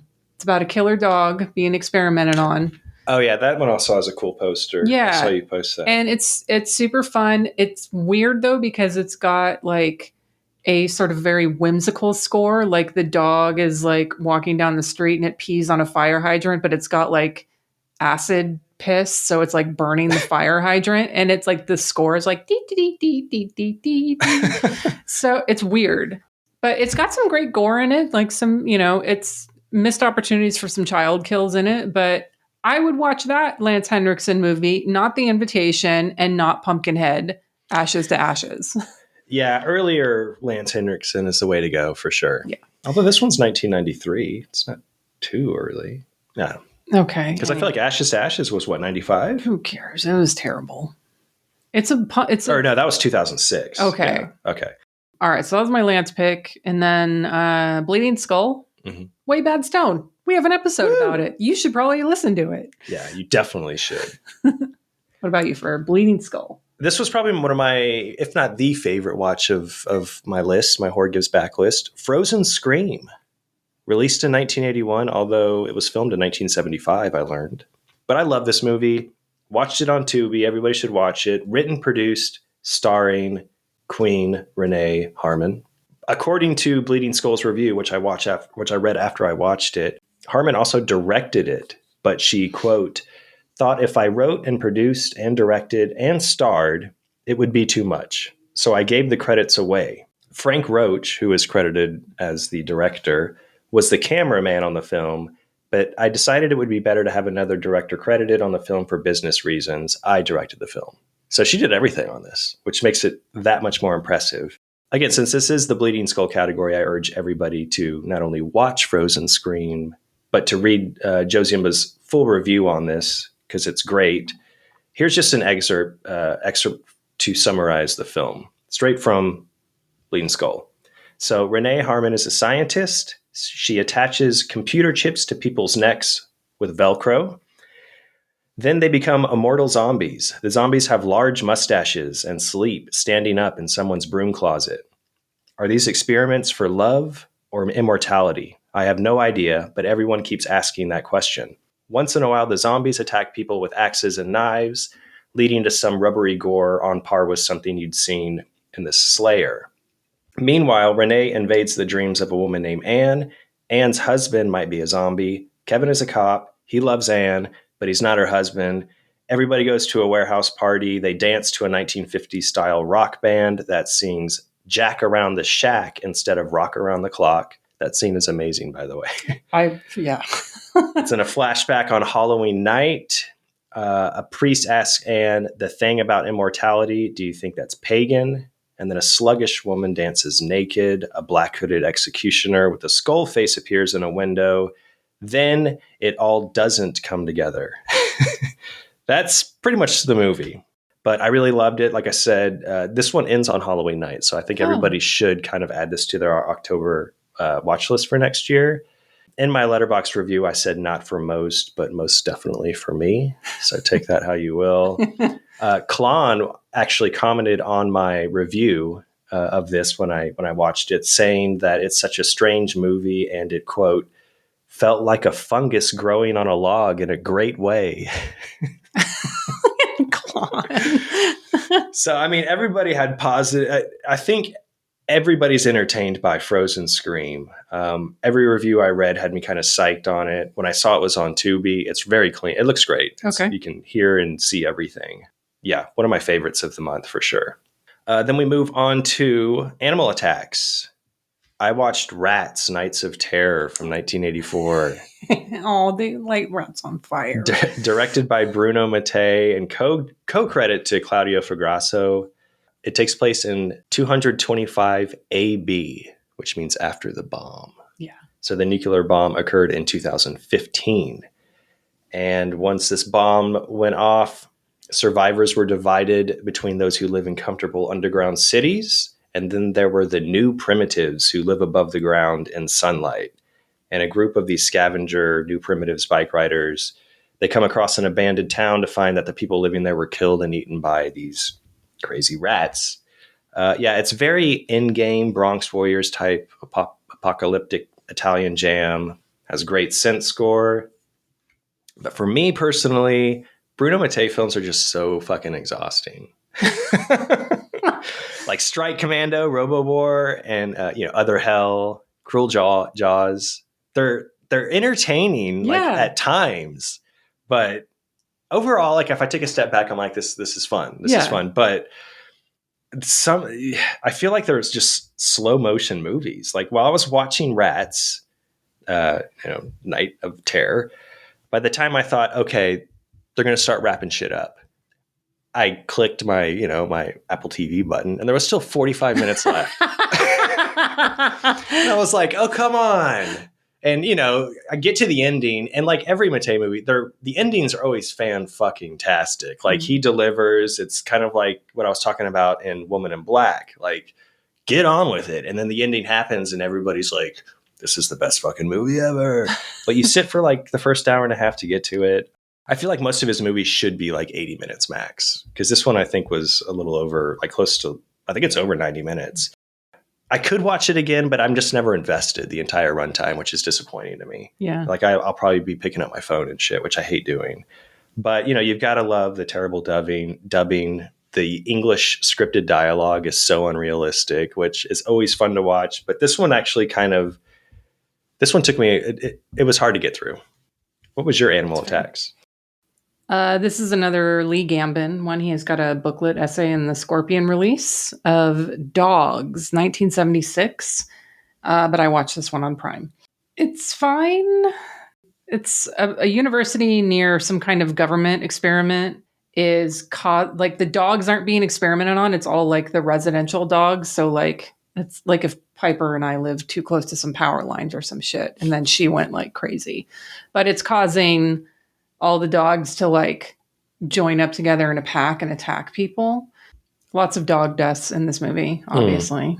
But it's got a high body count of people. Are they all killed by dogs? Yeah. No dead kids though. Even though there's a scene that set it up like perfectly to have at least one, and they didn't fucking kill any kids. So again, yeah, it's fine. David McCallum is the lead in this, and I like him, but he can't carry this whole movie. There's not really any other interesting characters in this. You know, if you would just follow the Jaws formula a little bit more closely, it could have been like very serviceable. It's not, it's not that hard. Like they have like, their dean of the school that's like, well, we can't shut down the whatever we're going to do thing. We got a science fair project. Yeah. So yeah, dogs is fine. I had a very like 2.5, 3-star month outside. And then I had like a few bangers. Right. And then I had The Invitation with Lance Henriksen. All right. So 1980s, I had something else in my pick, and I think I got about 15 minutes in and I was just like not feeling it. And I was like not in the mood for it. And I didn't know if I'd even finish it before the end of the month. So I think it was Clocker in our Discord mentioned watching The Enchanting Ghost. And it was on YouTube, and it literally was just added to YouTube like a week ago. So I figured I better get on this shit before Mona Fong gets in there and her Ghost issues a copyright strike. So Enchanting Ghost 1983 on YouTube. Don't know if it still is now as of this recording, or if it will be by the time y'all listen to it. So this has a lot in common with Portrait and Crystal and Bloody Parrot. It's pretty fast paced, not as much as those two. But it doesn't stop for a breath, and it barely lets you keep up with the new characters that are being introduced. And there's a lot.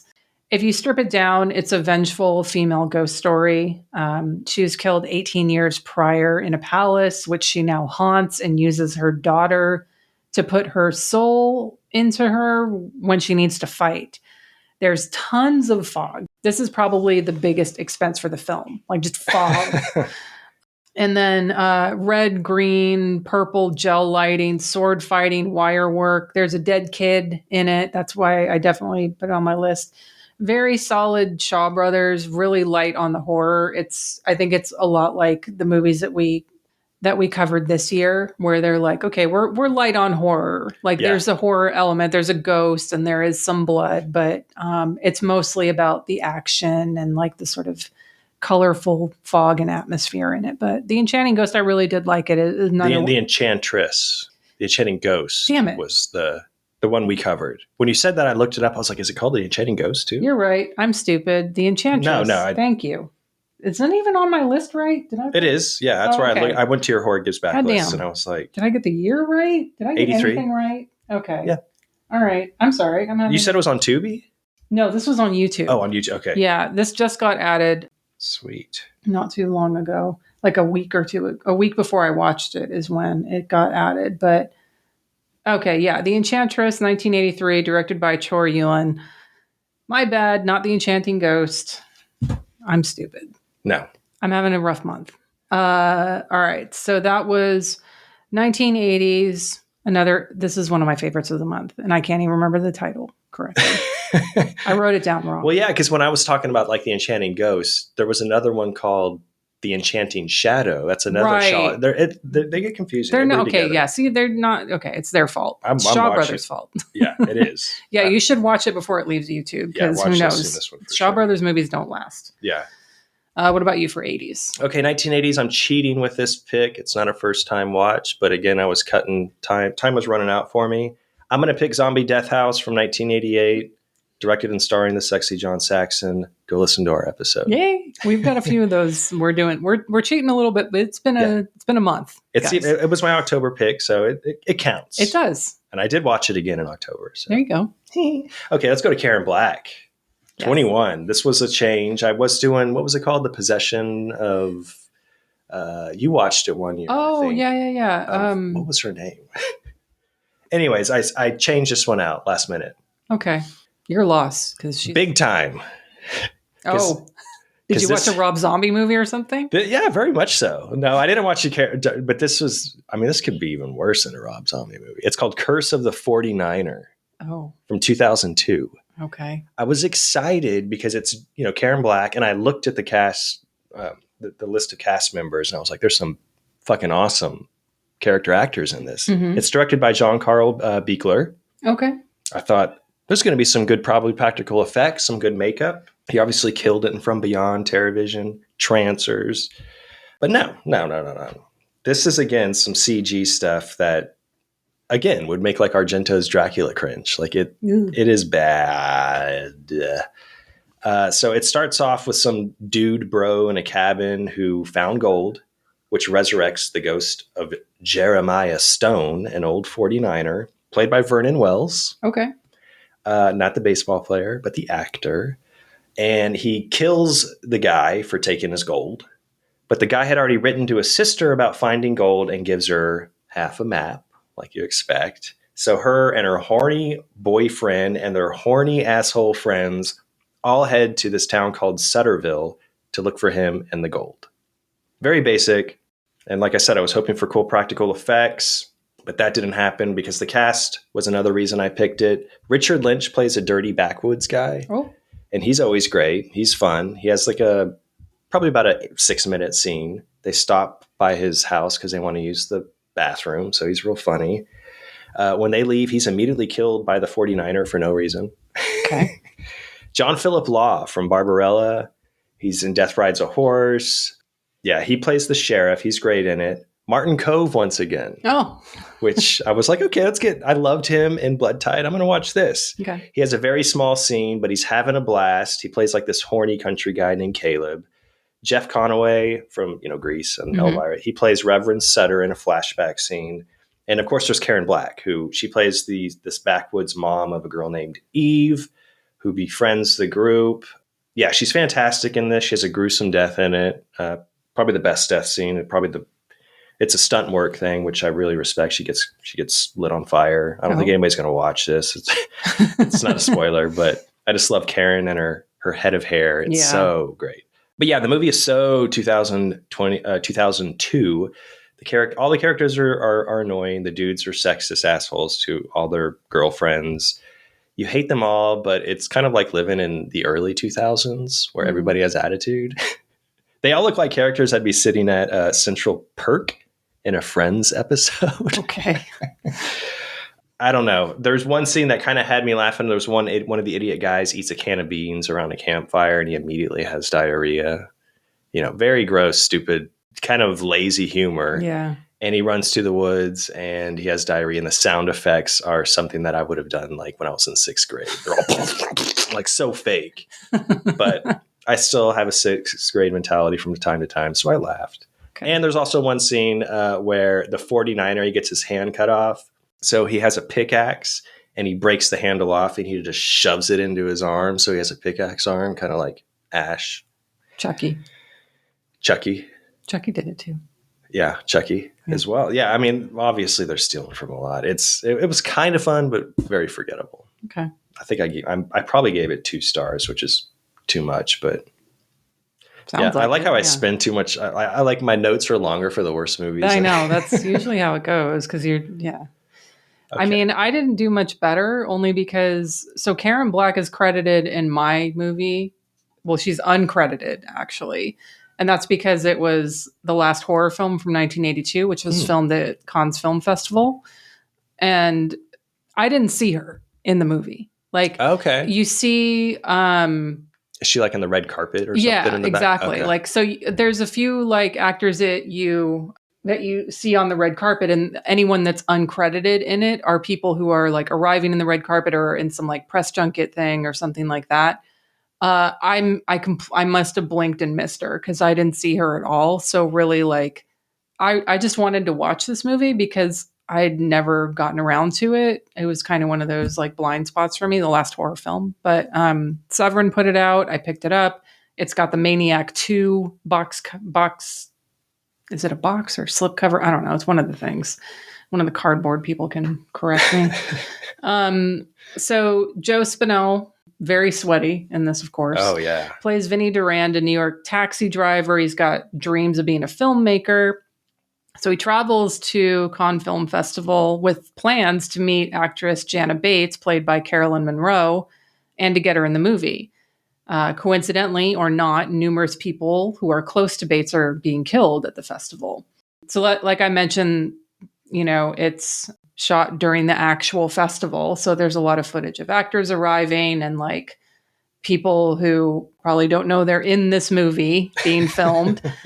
Anyway, there's a pull quote on the back of the Severin slipcase that says, "This is more enjoyable than Maniac," which is absolute fucking insanity. And who wrote that? Daily Dead. You are collective morons over there. Fucking damn. This movie's fine. It's great. I mean, I actually enjoyed it more because of like with Carolyn Monroe and Spinell kind of back at it. No, I like the idea of them back together in this, but to say that this is they didn't say it's better than Maniac. They said it's more enjoyable. So I don't know what that says about me, but it's not. It's fine. It's very sweaty. It's very sweaty. It's very heavy breathing. Yeah. Also, maybe there's a big part of me that was just really hating Carolyn Monroe's hair in this. She is not good as a blonde. She's got like the blonde on the side. It's kind of Cocker Spaniel. Yeah, it's not like, I know it's, early 80s, but still just, it's not a good look. She's beautiful. Why would you do that? She still looks great with the blonde streaks. No. No? I mean, but it's just not a good look. Anyway, I felt bad. I didn't even get to watch Karen Black in my movie, so I knew she wasn't going to be like in the movie, but I at least expected I would see her, and I didn't even see her. So there went that. I took too long to talk about that. No, that's good. Mexico. I watched The Bloody Vampire from 1962. I watched this on Prime. Now, unfortunately, I watched the K. Gordon Murray American version. So it's dubbed, and I think that takes a lot away from it. That's what was available. It's got Count Frankenhausen and a very sort of convoluted plot. This is literally, I watched this like a couple days ago, and I'm already struggling with it. It's been a rough week though. It's got a great poster. Oh, it's got a big fake bat, and I am pretty sure. So the in Ship of Monsters where they show like the exterior of the cave where like they're hiding all the monsters in there. I think it's the exact same one in this. Oh shit! Where like the big giant bat flies out of from this. So that was like the high point of the movie for me. I was like, that's a cave from Ship of Monsters, a much better movie that I wish I was watching. Well, I'm glad you got a big fake bat. Yeah, I did get that. I don't know. It's just forgettable. And I mean, the quality wasn't great. And I just honestly wish I had watched the original version, not the American dubbed version. So, meh. Yeah. I'm sure you fared better than me in Mexico. I think I did. Yeah, I initially picked the incredible Professor Zovek, who, remember, I watched Rene Cardona's Invasion of the Dead for Junesploitation, and I was like, this guy is so captivating. He died filming that Invasion of the Dead movie, falling from a helicopter. But it wasn't streaming where I thought it was. I thought it was on YouTube or Daily Motion. I couldn't find it at all. So I instead watched Planet of the Female Invaders from 1966, directed by Alfredo C. Crevena, who he directed a lot of the El Santo films.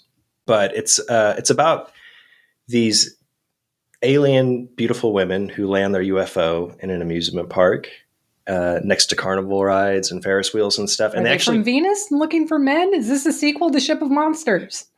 No, but there is. Okay, so Lorena Velasquez, who was Beta. Her name was Beta in Ship of Monsters. She is one of the women. Oh, okay. So it's fantastic.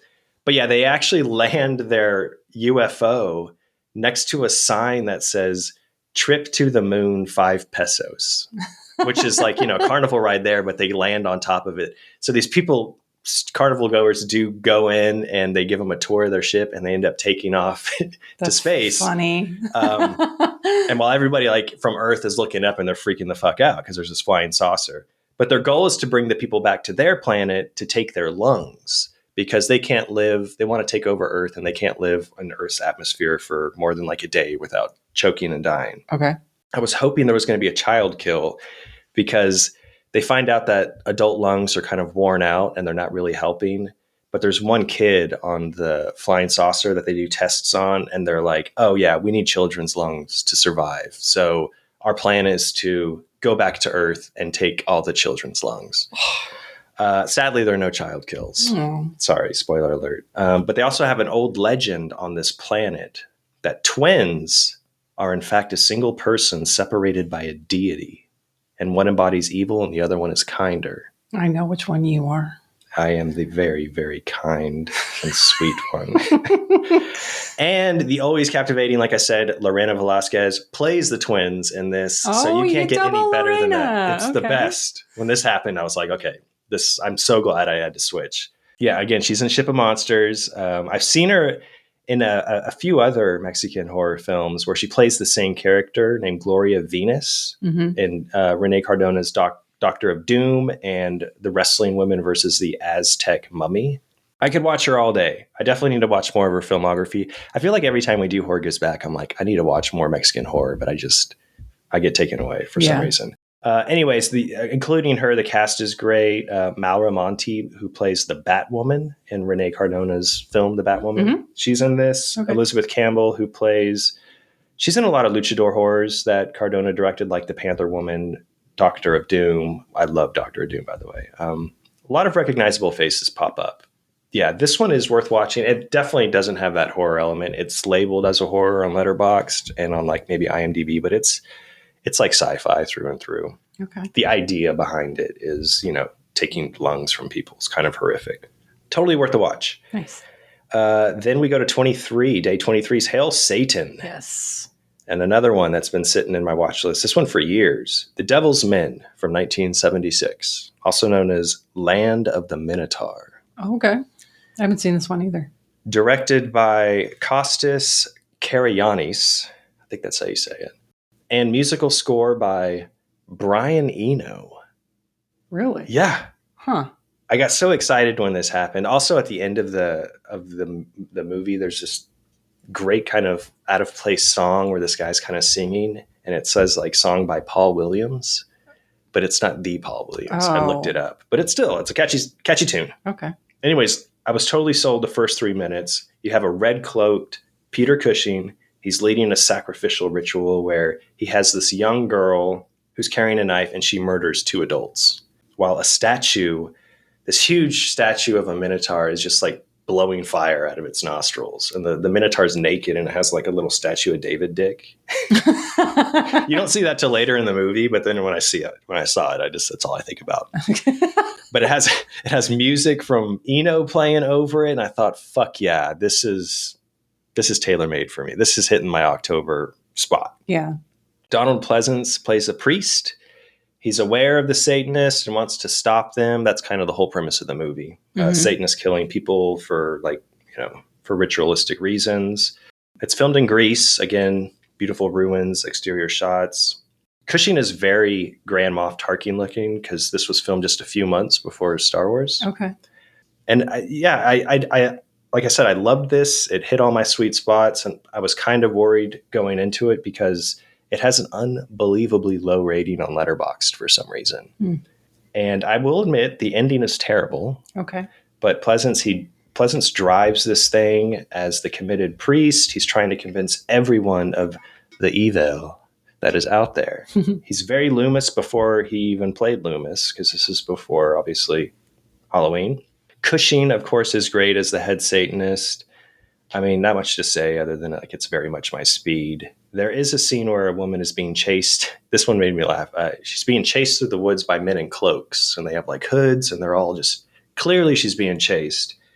And when she runs into her boyfriend or her husband, I forgot who he was. He's like, "What's wrong?" And she's like, "Oh, they're trying to kill me." And he's like, "I don't see anybody." And he says, "It was probably just a cow loose in the woods." I'm like, that's so fucking specific. I LOL'd pretty hard at that. So if you haven't seen it, The Devil's Men, I really had fun with it. If you haven't seen it, ignore the low rating but you know me, I love movies that probably deserve low ratings. I mean, it's got Peter Cushing and Donald Pleasance. I'm already sold. Yeah, and Brian Eno doing the music. Come on. What was your hell, Satan? I went back to Hong Kong and I watched Satan Returns from 1996. This is on YouTube. It's a Hong Kong horror crime comedy. A serial killer is abducting women and cutting out their hearts at the direction of his master, Satan, who is Satan's looking for his daughter. And it's said that she would be able to survive having her heart be removed. So any woman born on June 6, 1969 is a potential victim and daughter of Satan. Donnie Yen is in this. He's leading the investigation and he does some of his typical martial arts moves. You know, like when someone will like throw a can and he'll like kick it midair and it'll go in the basketball hoop or something like that, you know, shit like that. That's like Demon Wind style. Yeah, stuff magician. Like that. Yeah. It's got some terrible comedy, mostly coming from one of the cops who's supposed to be the comic relief in this. It's got some really good gore moments in it, though. But it is mostly a crime film, and the comedy can be distracting. And the comedy isn't like an untold story. It's kind of like, oh, let's have some tonal whiplash or a break for levity and like show just how stupid the cops are before they torture this guy kind of thing. It's not really like that here, but it has enough in it that I did enjoy it. I think I probably gave it 3 stars. Yeah, it's good. Hail Satan. Hail Satan. And then Black and White. This is another of my favorites of the month. I watched The Beast with 5 Fingers from 1946 and grabbed this one from the library. Stars Peter Lorre. Nice. There are some murders taking place at the estate of a recently deceased pianist. His caretaker, a woman, like his nurse, is willed the entire estate. And her boyfriend, the deceased pianist family, and astrologer Peter Lorre all seem to want a piece of it. The local commissario, this takes place in an Italian village, is surprised to find out that the main suspect is not just the deceased pianist, but his severed hand. Oh, shit. Peter Lorre is great in this. He's very he's this bookworm astrologer, as I mentioned in this, who thinks he can find some kind of immortality or at least death prediction through the stars. And the hand is awesome in this. It's like proto Addams Family, like fucking. Oh, cool. Yeah, it's cute. Yeah. So Beast with 5 Fingers, 1946. One of my favorites. What about you? Black and White. I went with The Page of Madness from 1926. Mm-hmm. So this was directed by Tinosuke Kinugasa. I'm pretty sure this was included on that Letterboxd list you put in Discord, the 100 highest rated underseen horror films. Oh, okay. It's a silent movie, so I highly recommend it, but be in the mood for a silent movie. Personally, for me, I watched it like 7 a.m. one Friday morning. I was just like, I'm going to pop this on before work. My mind and my imagination was very impressionable. And I just kind of totally got thrown into this movie. It does have added music. I think the one I watched is from the latest, I think there's a 2016 restoration that was released. Some of those can be annoying. Some of the music they add to stuff that's on YouTube or wherever. This fit perfectly. Okay. It was really great. But this one kind of started off. This was I was taking notes as I was watching it. Then I went back to Letterboxd and realized, I got it wrong. Or I went back to like Wikipedia and like learned the actual plot. Oh, okay. Because it does you're open to interpret it however you want. But it starts off like in this asylum or an institution, one stormy night. And we get a glimpse into what some of the patients are experiencing. Witnessing like this exhausting kind of madness that they're going through. We see what they're seeing, which is filmed like very impressive, considering that this was made in 1926. I kept kind of thinking in the back of my mind when this was made and like all the techniques. There's a lot of like animation over some of the live action stuff. Mm-hmm. Cameras passing through like bars of cells, like some of the stuff from like, how'd they do that? There's this lonely janitor who seems to also be descending into his own kind of madness as he watches the patients in their cells. And at first I couldn't tell if he might be a patient himself, but he seems to have an old established relationship with one of the women patients there. And it's difficult to decipher like which is what. The whole thing's kind of difficult to decipher and that's what helps like kind of turn this into horror, because it's shot in black and white. Obviously, it's very dark. There's a lot of kind of like madness going on. No like real killing or anything. No, nothing horrific, but it's just you kind of make up in your own mind that this is a horror, and that's why I guess it makes the list, because it's kind of like Begotten. Have you seen Begotten, where it's this one, which is very much in your face? It's horror. But this one, it just kind of, you lose your thoughts. But I thought very much of Begotten and stuff, unless you kind of sit in your own thoughts. I read the synopsis, like I said, after I watched it, and it's a little different. Apparently, he was married to one of the patients. She went mad because she tried to kill herself and their young daughter, but it didn't happen. There's no dead kid in this, sorry. I did read that the actual film was thought to have been lost for 45 years until it was rediscovered by the director in a rice barrel he kept in a storage cabin in 1971, which is interesting. Okay. Yeah, but again, it's slow. If you're in the mood, it's incredibly easy to get lost in. I highly recommend it. It was one of my favorites of the watch, and it's only 71 minutes long. Okay. Page of Madness. Okay, made for TV. Crawl Space from 1972. Amanda mentioned this in our Fear No Evil made for TV episode, directed by John Newland, apparently co-directed by Buzz Kulik, who directed Bad Ronald, which is another great made for TV banger. So Arthur Kennedy and Teresa Wright play an old couple who they've never had children. And Kennedy, they're both a pro in this. Arthur Kennedy's in a ton of Westerns, a lot of Anthony Mann Westerns, like The Man from Laramie, Bend of the River. But he's also in great horrors like The Living Dead at Manchester Morgue, Alberto De Martino's The Antichrist. He's in Rene Cardona Jr.'s Cyclone, which I love him in. Anyway, I love this guy. He's very recognizable. He's kind of like a Joe Cotton, where he always looks old, no matter how, even when he's young. But yeah, he plays this old guy living with his old wife, Teresa Wright, who's just as good. She starred in Hitchcock's Shadow of a Doubt. Just this power couple that were cast in this TV movie. And okay, imagine this. A furnace repairman comes to your house, right? You're old, you're living with your spouse. You never had children, but you kind of wanted children. I know that's hard to imagine. You're out of the equation. I'm talking directly to my listeners. So the repairman supposedly fixes the problem, and he's kind of a weirdo, but you invite him for dinner because he's worked all day and it's late. He accepts the invitation. At the table, he definitely confirms that he's not all there. And he sees you have quite the library. So he looks at your books. He begs to borrow this book of Blake's poems, which you let him borrow. And he's on his way. And then a couple nights later, you start hearing weird noises in your furnace, and you're like, what the fuck's that? I'm going to call the furnace guy again. Or actually, you crawl. Arthur Kennedy crawls into the crawl space. He sees all this weird stuff around the furnace and in the crawl space of their home that looks like somebody's been living there. And he sees the book that he lent to the furnace guy. Mm-hmm. So he calls the furnace company. They send a different guy when you ask, like, where's the other guy? They're like, oh, he just quit a couple of days ago. He just quit and's never showed up. So you figure out, and this is what happens. This old couple figures out that this weird, creepy guy that repaired their furnace had returned and started living in their crawl space, because I think they were nice to him. They offered him dinner. They offered him a book, and they're okay with it. They start bringing him trays of food to the crawl space. They even yell out to him saying hey, if you want to come up and live in our guest room, by all means, He starts shitting in the crawl space, and they can smell it. Oh my God. Through the kitchen. And he goes down and he's like, hey, do us a favor.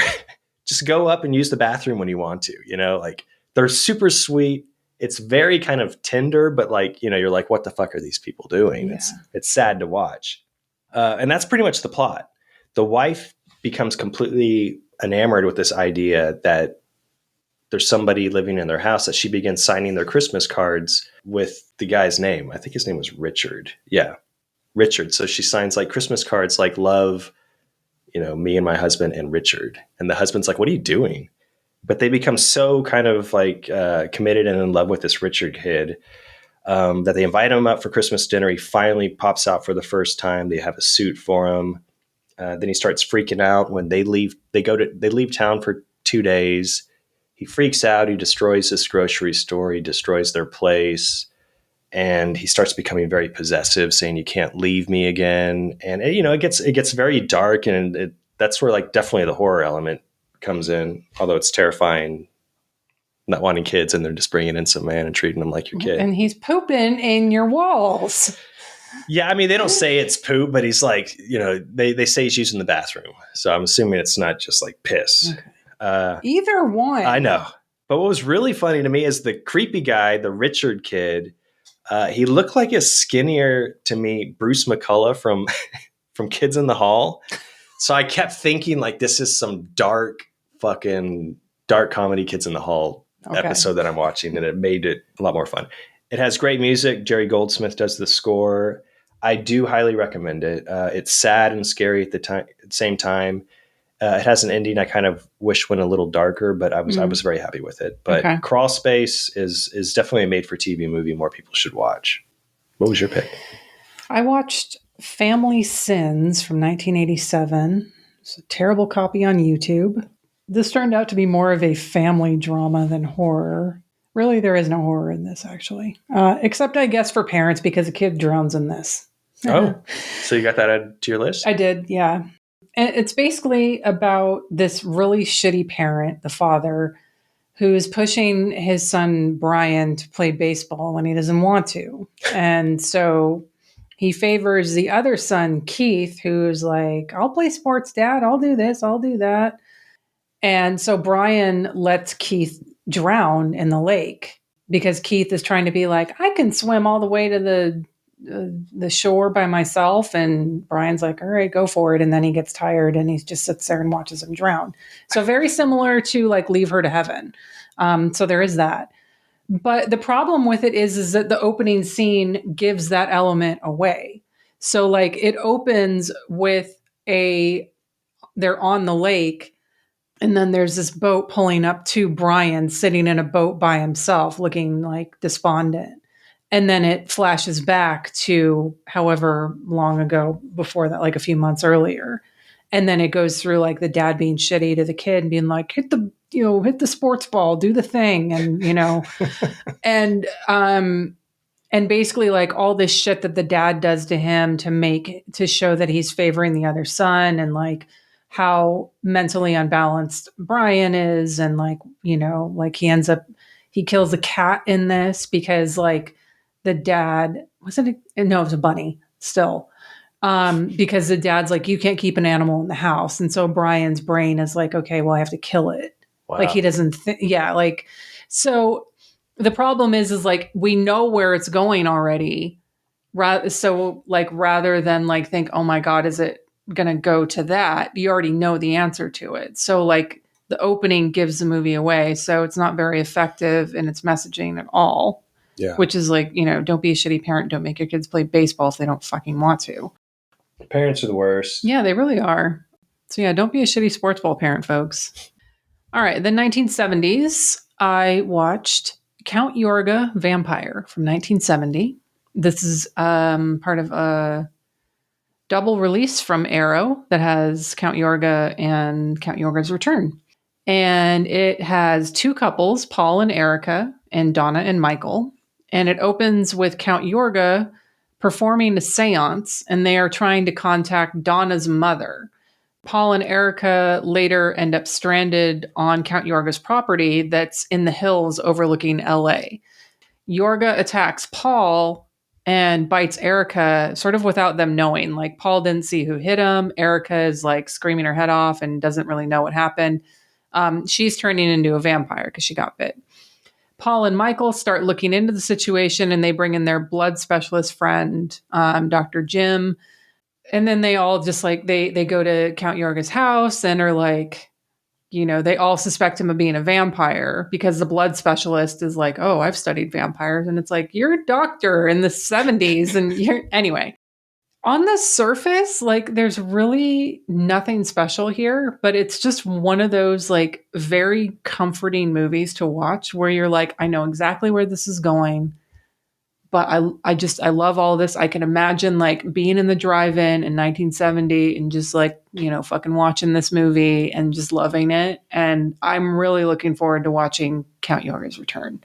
Cool. Yeah, I've had this one in my watch list for years. Yeah. I definitely, I would recommend picking up the Arrow double because I can't wait to watch the second one. Like Count Yorga is, I can't remember the name of the actor who played him, but he's great in this, and he just fits as a vampire. And I don't know, it's just, I can't say like, oh my God, this part was so great and this part was so great. Like everything is just, the whole movie is just like a straight line across, very even keeled, but just like, it's like a warm blanket movie. It's oddly comforting and just really good. You can't ask for much more than that. Yeah. My 70s pick, I wanted to throw in like an Italian kind of giallo if I could. I in the Labyrinth from 1972, directed by Mario Caiano. It's about a woman whose psychiatrist boyfriend disappears after she has a nightmare of him being murdered, and she travels to a seaside village where he went missing and encounters people who at first tell her they've never seen him before, but then they start telling him, oh yeah, he was here. So, they're hiding a secret. And the woman whose name is Julie, her investigation leads her to this house where the mystery just gets more tangled and super strange until she finally learns what happened to her psychiatrist boyfriend and what he was actually involved in. I actually loved this. The weird cast of characters. I think the mystery was really cool too, because you don't know what's happening until the very end. They just keep sprinkling in a little more like, what the fuck? Like, what does this have to do with anything? Like, just the mystery is just so tangled that it becomes completely captivating. But the characters are all interesting to keep you entertained, guessing who the suspect is. I mean, a lot doesn't happen for most of the runtime, but again, every character they're kind of established from the beginning. So you're introduced to all of them. They're all just so entertaining that I don't really care. It's like a weird hangout movie where you just can't trust any one of these people. And I was completely into it.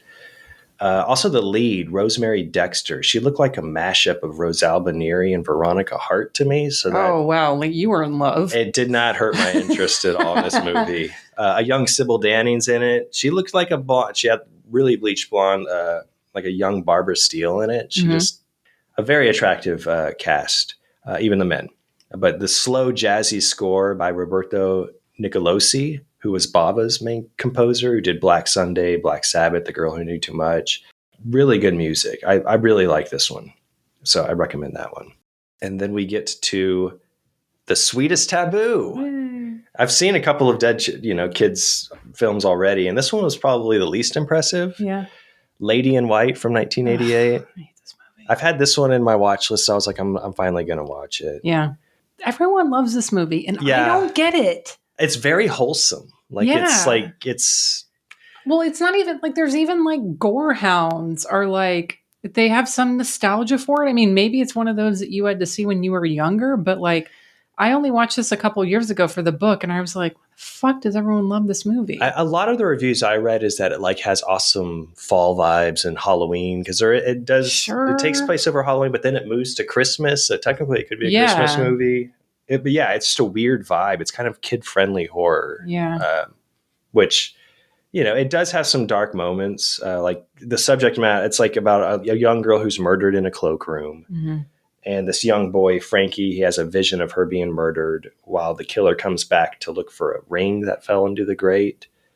And it turns into trying to figure out who that killer is.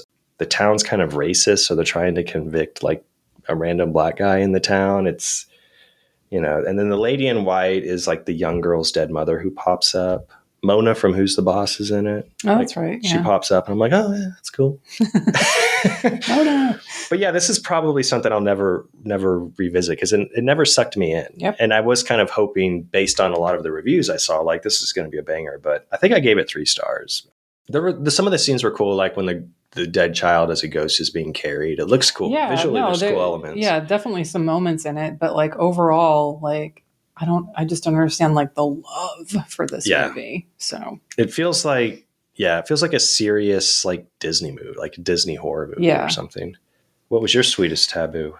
I watched Roh, ROH, from 2019. This was on Tubi. It's Malaysian. It centers around forest demons that can take the form of humans. So there's this single mother and her two children, and they live in this hut, sort of separate from the nearest village. Like, so they're just like kind of deep in the forest by themselves. And a young girl who they think is from that village comes to their hut, and then soon really bad things start happening to the family. A mysterious guy shows up and is like, hey, where's that little girl? They think it's the father, and so they lie about seeing her, but it turns out he was sort of, that's halfway true, but he's kind of like hunting her at the same time. So I don't want to give too much away. It's slow burn. There's only a few characters in this. I think there's 6 total. That's all that's needed to tell the story, you know? But even then, with only 6 characters, you're still trying to figure out, like, wait, who can we try? Like, what, you know, you still don't quite know what's going on. Beautiful forest to contrast the, you know, the horror that's happening. I did really enjoy this one. It's from 2019. And so my streak of only liking new horror if it's foreign continues. I'm always happy when you give something like 3 stars or a later horror movie. They're always foreign movies. They are. Well, no, I take that back. I did like the new Omen movie. Didn't you like Immaculate too? It was, yeah. Okay. I liked it. I didn't love it like everyone else was freaking out about it. And I was like, guys, she's obviously going to kill the baby with a rock. Come on. Sorry if I just spoiled it. I haven't seen it. Oh, well, sorry, I just spoiled it for you. That was when I left. I went to the premiere at South by, but I just wasn't feeling it. So I left 5 minutes into the movie. Didn't love Immaculate like people did. I didn't love the first Omen like people did. Like I was like, I think they just did a better job than most horror movies that are trying to make references to older stuff to be like, hey, look what we can do. And I'm like, and First Omen was shot on film too, so it looked great. That's awesome. I liked him. I didn't love him. I would never give either more than 3 stars, but 3 stars is good. That's good for me for new horror. For sure. I'm growing as a person. Don't worry. I'll watch Megan 2 and go back to hating everything. All right. Then Gothic. I changed this category like 3 times, but I finally ended up on The Hunchback of Notre Dame from 1939. This was on Tubi. This stars Charles Laughton as Quasimodo. And if people have listened to this podcast, they know I love, love, love Charles Laughton. This is, again, kind of like Phantom of the Opera, not really horror, definitely Gothic, but it's not really horror, at least until the end. Laughton is so good in this. Like, he is every single emotion you can have. Like, you feel like empathy for him. You feel joy with him. You feel everything with him. He is so fucking good in this. And then it got to the end. The end of this movie is so good. I've never seen a Hunchback of Notre Dame film. I've never seen the Disney one, anything like that. I don't think I have either. So I didn't even really know. I knew kind of the story. I was like, okay, he lives in the church because, no one else will have him. And there's, the Romani, they call them gypsies in this film, so I can use that word. So I knew like the basic story, but I didn't know all of it. And seeing this one, it was so good. So, it's basically that by the end, it's Quasimodo against an angry mob. He's in the church looking down over them, like over like a balcony or like open, not even windows, just like it's just open. They're trying to push their way into the church because of a conflict that's happening outside. This guy who's in love with a woman who's in the church for sanctuary reasons because she's accused of killing someone. This guy wants to remove the sanctuary law so that they can pull her out and kill her. But all the people are like, no, you can't remove the sanctuary law. So they go to the church trying to pull her out because they don't want the sanctuary. Anyway, I'm overcomplicating. The fucking end is all about Quasimodo against the angry mob. He is pushing rocks over the balcony. He's pouring molten lead over that. And he's just jumping and laughing and people getting crushed by rocks are getting like poured with molten fucking metal over it. I watched this 2 days after I got laid off, and this was pure joy. This is what I needed. I needed to watch this and see, like, yes, this is exactly how I feel about my old company. So yeah, this is the energy. This is the full energy that I needed to watch. And this, again, another one of my favorites of the month, not just for the end, but like the whole movie is great. Charles Lawton is fantastic. 4.5 out of 5 stars. I loved it. Hell yeah. It's really almost 2 hours long. Mm-hmm. It's long, nice. Yeah.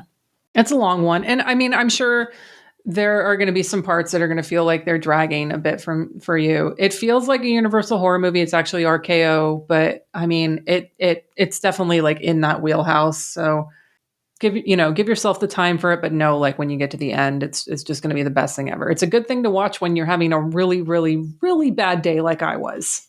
That's good. That's awesome. My gothic horror was also from 1939. Oh. The Face at the Window. So this is with starring Todd Slaughter. This is a quick 65-minute British horror directed by George King. Perhaps a bit of a stretch for gothic, but I think it works. There's like old architecture. It's 1939, so like the Hammer horror, like all the gothic stuff isn't really established. Right. There's a lot of candelabras. There's cakes, spooky laboratories. There's talk of a werewolf, a Frankenstein monster, dungeons, secret corridors. Yeah, no, it felt like a Hammer horror film. But in this, there's said to be a wolf man with a terrifying face, usually looking through the window, that's killing people. And, the town are trying to figure out who the murderer is. And there's this doctor who's kind of a Frankenstein character. He's using electricity. They have a scene where he has electricity and he's bringing a rabbit back to life. Mm. Yeah, it's like, look at his leg twitch. He's all excited. But he wants to try the experiment on the next victim of the Wolfman so that the victim can come to life to identify the killer. Oh. I'm like, this is cool. Yeah. Very cool idea. But during this, there's a very melodramatic love triangle and kind of people trying to frame other people's situation going on. I was very into it. Todd Slaughter is amazing in it. He plays the Wolfman, who he's kind of an asshole the whole film, like in his real life human persona. But when he shows this Wolfman character, the makeup is fucking awesome. It's super creepy. He reminds me very much of a thin Jerry Stiller, like how he acts. And he's very kind of like charismatic, and the way he delivers his lines, that it's just with such conviction where I'm like, what a great actor this man is. Yeah. I did post in Discord, but there are a couple dummy drops from a bridge into a river. The twist was surprising, so it's worth sticking around. You're not sticking around much because, again, it's like just over an hour long. Mm-hmm. But yeah, I recommend it. Facing at the window has really good makeup too. Nice. Then we go to Slasher, day 29.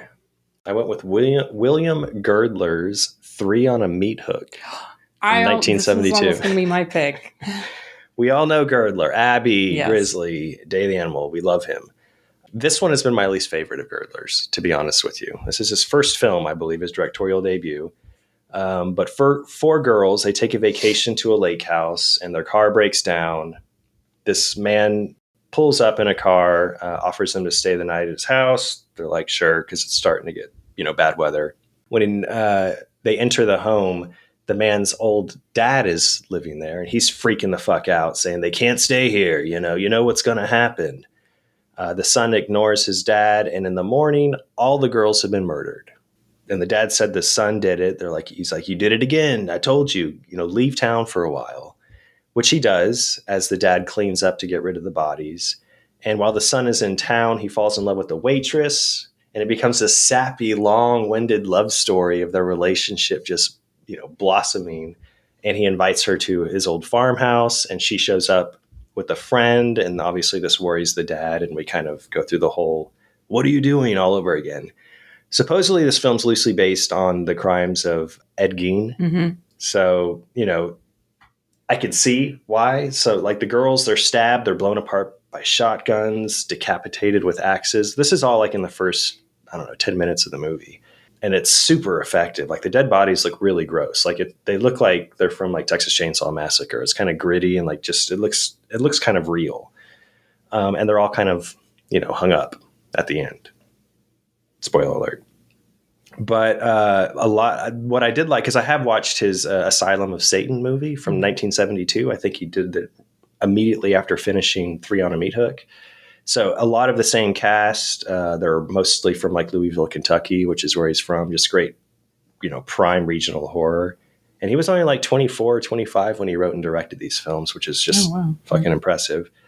The score is amazing. It's like a great kind of Cannibal Holocaust Ortolani like sounding score, because it sounds like it's like misplaced kind of acoustic guitar and like harmonica some scenes. There's also weird scenes that go on for about 5 minutes of like, it's when the son is like walking a park with his new waitress girlfriend that he just met, and there's like a guy singing about being free, like you gotta live free, like it makes no sense. Like, what the hell's happening? I love what Girdler's going for because it's so out there. And then I learned that he did most of the music himself. I was like, this guy's a fucking pro. All right. Yeah, but other than the initial murders, nothing really happens for like an hour. It's pretty boring, and I could still find some entertainment in scenes and the very wooden performances. The dad is great in this. The tonal shifts are pretty wild because like it starts off so horror, but then it's like a love story for like an hour. But I think I'd have a hard time watching this again unless it was like programmed and I went to like a Dismember the Alamo and it happened to be on. I'd be like, oh, this kind of fits perfectly for a Dismember the Alamo. It's a great title, though. It is Three on a Meat Hook. It's Did you go to Dismember this year? I didn't. I refunded my tickets. I watched like 4 Horror Gives Back movies that day, though. Oh, okay. I was way behind. Yeah, it was a good lineup. I saw the lineup. Yeah, some of them I had never seen either. Yeah. The Return to Salem's Lot was new for me. I'd never seen it before. That one's wild. Yeah. It's all right. Moriarty is just like, what movie are you in right now? Yeah, Like, I don't know. As soon as Sam Fuller showed up, though, I was like, okay, this is fun now. But anyway. All right. Slasher for me. I watched Lady Killers from 1988. Tom Hanks? No. This is on YouTube. It's a TV movie starring Mary Lou Henner, Thomas Calabro. He was the doctor in Melrose Place. Oh, okay. And a surprise cameo from Keith David. Yeah, Really? He wasn't even listed on Letterboxd, so like his name showed up in opening credits. Or no, his name wasn't even in opening credits. His name was in credits at the end, but he showed up in one scene as a police psychologist. Interesting. So someone is killing men at a strip club with a mysterious 4-bladed knife. Now, there are tons of cover songs in this that the men are dancing to. Lance, what is your stripper song? What is my stripper song? Mm-hmm. Oof, man. I don't know. I got nothing. I'm going to say Bon Jovi, Living on a Prayer. Okay, I'll take it. You know what that's better than?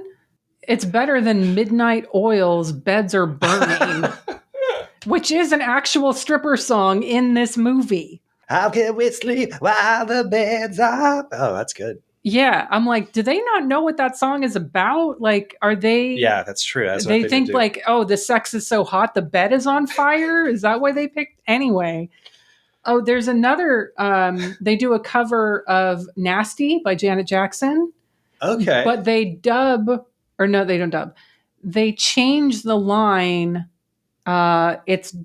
You know the line, it's Janet, Miss Jackson, if you're nasty. Yeah. They change that completely to like, it's me, your lover, if you're nasty, or something stupid. Like, anyway, substitute with something else. That must have been pretty expensive to get some of these songs. They're covers of the songs. They probably still have to pay for the rights. I don't. Yeah, I'm not sure. It was a ABC TV movie, so maybe they had the money for it. I don't know, but I am curious if the rights were paid for any of the songs. But you know, I would guess maybe because ABC. Who knows? But anyway, this is pretty tame. There's lots of drama after the first kill. It's mostly like between Mary Lou Henner and Thomas Calabro, and they have a relationship, and they're trying to navigate like her being his supervisor. She's a lieutenant, he's a detective, kind of thing.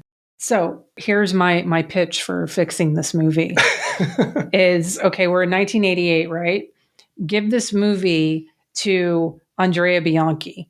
Mm. And this movie would be a fucking banger. It does have a very Giallo ending where one character we meet once turns out to be the killer.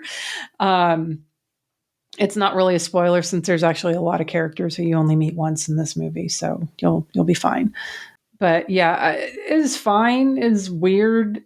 The music thing threw me off, but I know it's a TV movie, and that's like the bar that I set for rating it. But at the same time, I just sat there wishing that Bianchi had directed this instead.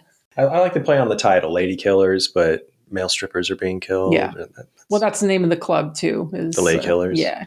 I like it. That too. But yeah, there's a stripper in there who's definitely like, he looks like John Michael Thor. And it's just, he's got that long, like teased out hair, blonde hair. And I'm just like, all right, good God. Okay. Still me, right? Still all right. you. Hammer time. Okay. Hammer time. Kiss of the Vampire, 1963. Mm-hmm. I watched this on YouTube. Real quick, a couple on their honeymoon, they end up stranded in a small town in Bavaria where they encounter Dr. Ravna and his family. They have sinister plans for the young wife. There's a really great surprise moment in the opening, like the funeral scene where, and I'm not spoiling because it's the opening scene, where their version of Van Helsing just has a shovel and he just fucking throws it in there and it just stabs through to the coffin and blood comes out and everyone's screaming like, what the fuck? So the rest of the movie for a while is very much kind of, for me, was sort of just ho-humming along. Nothing special. He's got a vampire and his plans, whatever. There's a mask party. But then we get to the ending. Yes. Oh my God. Every movie should end like this. Every movie, Jurassic Park, Blade Runner, Blazing Saddles, every fucking movie ever made should end like this movie, because the fucking castle gets swarmed with bats who all come into the top room of the castle that they're in. Fake bats everywhere. Fake bats killing. Fake bats biting. Fake bats bumping into each other. Fake bats bumping into walls. Fake bats everywhere. This is the best ending in cinema ever. Bat attack. I like your review. Like every fuck fire horror or hammer horror should end with bats. Yes. Yeah, this movie fucking rules. I'm like I said, I was kind of just like, yeah, like this is great opening, and then the rest I'm just like, yeah, this is fine. Like it's, comfort, like hammer horrors, whatever. And then the end, good Lord, greatest thing fucking I've ever seen in my life. I love it. Love it. Folks, I am still looking for a Carlo Rambaldi fake bat. If you have a line on one, I am never going to stop looking for one. Hammer time, Lance. Hammer time. All right, my last two picks. Here we go. This was another one on my watch list for quite some time.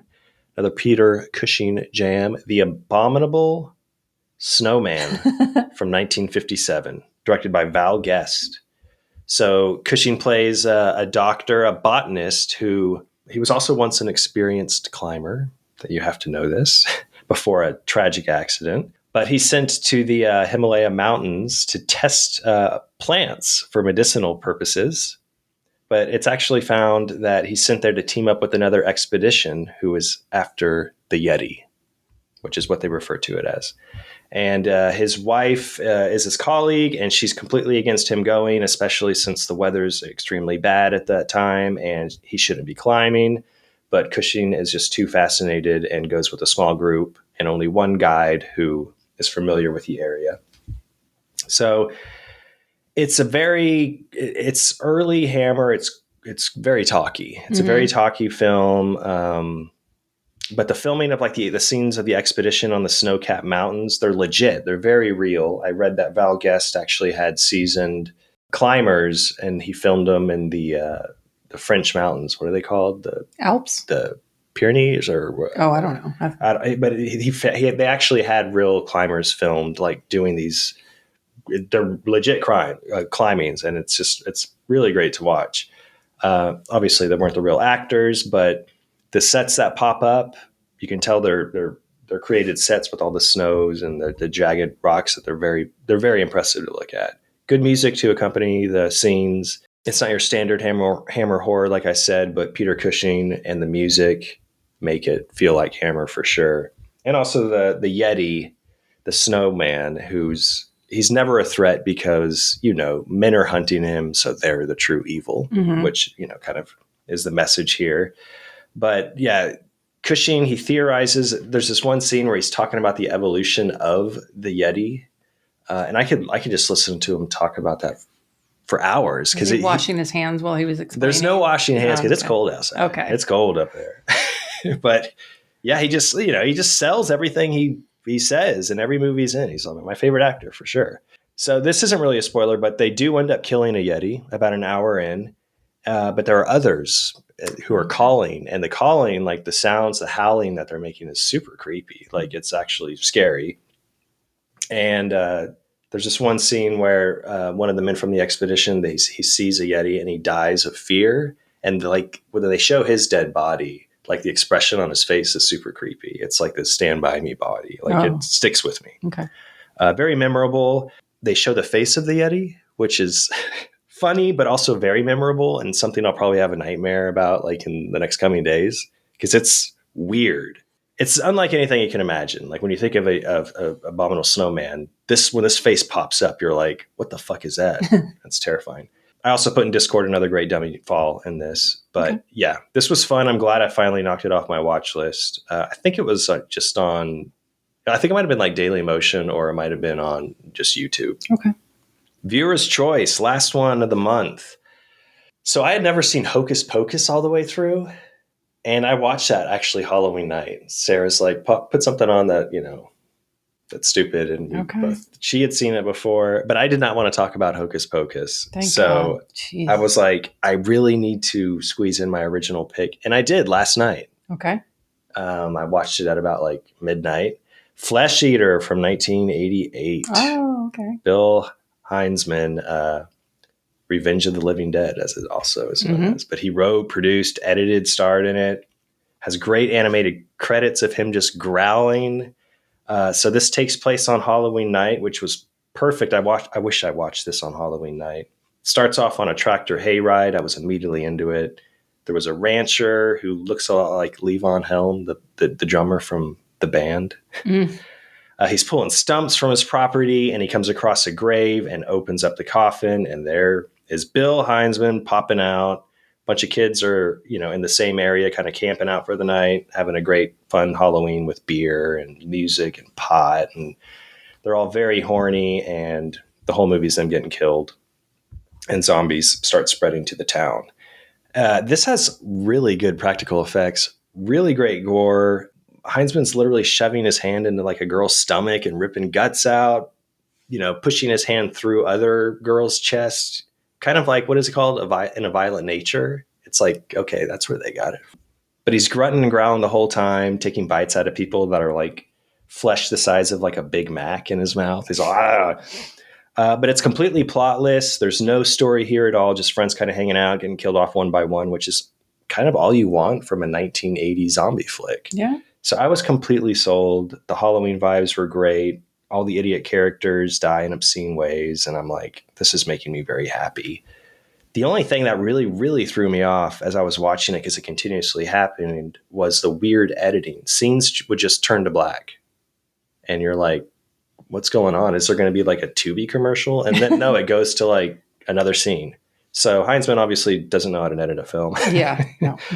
Also, the actors have no idea how to really act, but it's just fun to watch.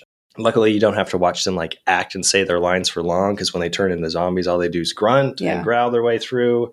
Yeah, again, I just had a fucking blast. It was one of my favorites to kind of end all this. The practical effects are great. Yeah, the ending is very similar to Romero's Night of the Living Dead. I was kind of expecting something like that, but the ending also goes on too long, where it's like firemen that are taking care of like controlled fires. The ending ruined kind of like the whole fast pace for this for me. But overall, it's a great Halloween film. I think it'd be fun to watch on Halloween, and maybe I'll try doing that one year. Yes. All right, your final one. Yeah, I've got another good one to watch on Halloween. That's Haunted Ween from 1991. This is on Tubi, but I watched it from the Vinegar Syndrome Homegrown Horrors box set. I think it's the second one. So 20 years after the killing of a young girl, I think she's like 13, at the Berber house, a Kentucky fraternity decides to throw a haunted house fundraiser at the same house. This guy shows up and is like, here's the keys to the house. And they don't know that the guy who gave them the keys is actually the kid who lived there when he was younger, but his mom like took him away from the house because he's the one who actually killed the young girl.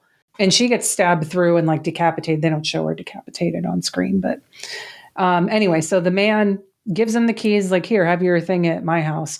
And he has plans of his own for this new haunted house, because the Berber house in the past was apparently like the go-to place. Like they did like a Halloween thing at their house every year, like a haunted house. And so, yeah, this was really charming. It was a lot of fun. It has a title song, Haunted Ween song in it. So you would love that. There's a lot of RC Cola in this. And yeah, I can see this becoming a regular Halloween watch. Maybe not every year, but like every few years for folks. But I really like this one. I thought it was cute.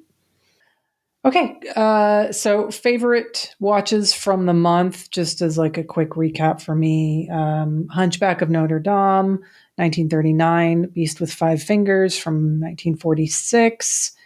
The Enchantress, not the Enchanting Ghost, from 1983. Ghost Watch, obviously. Yeah. And Return of the Demon. And then also Doppelganger, which we'll get into next episode. Yes.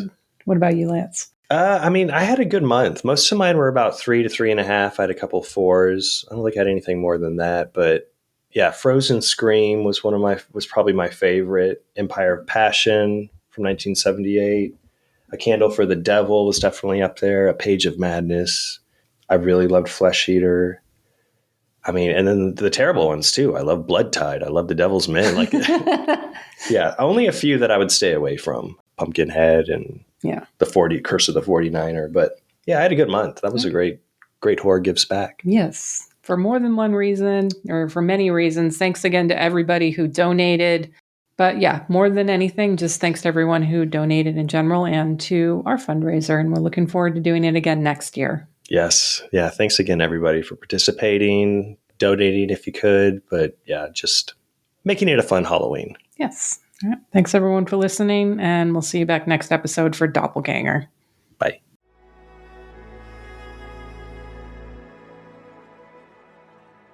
Thank you for listening. To hear more shows from the Someone's Favorite Productions podcast network, please select the link in the description.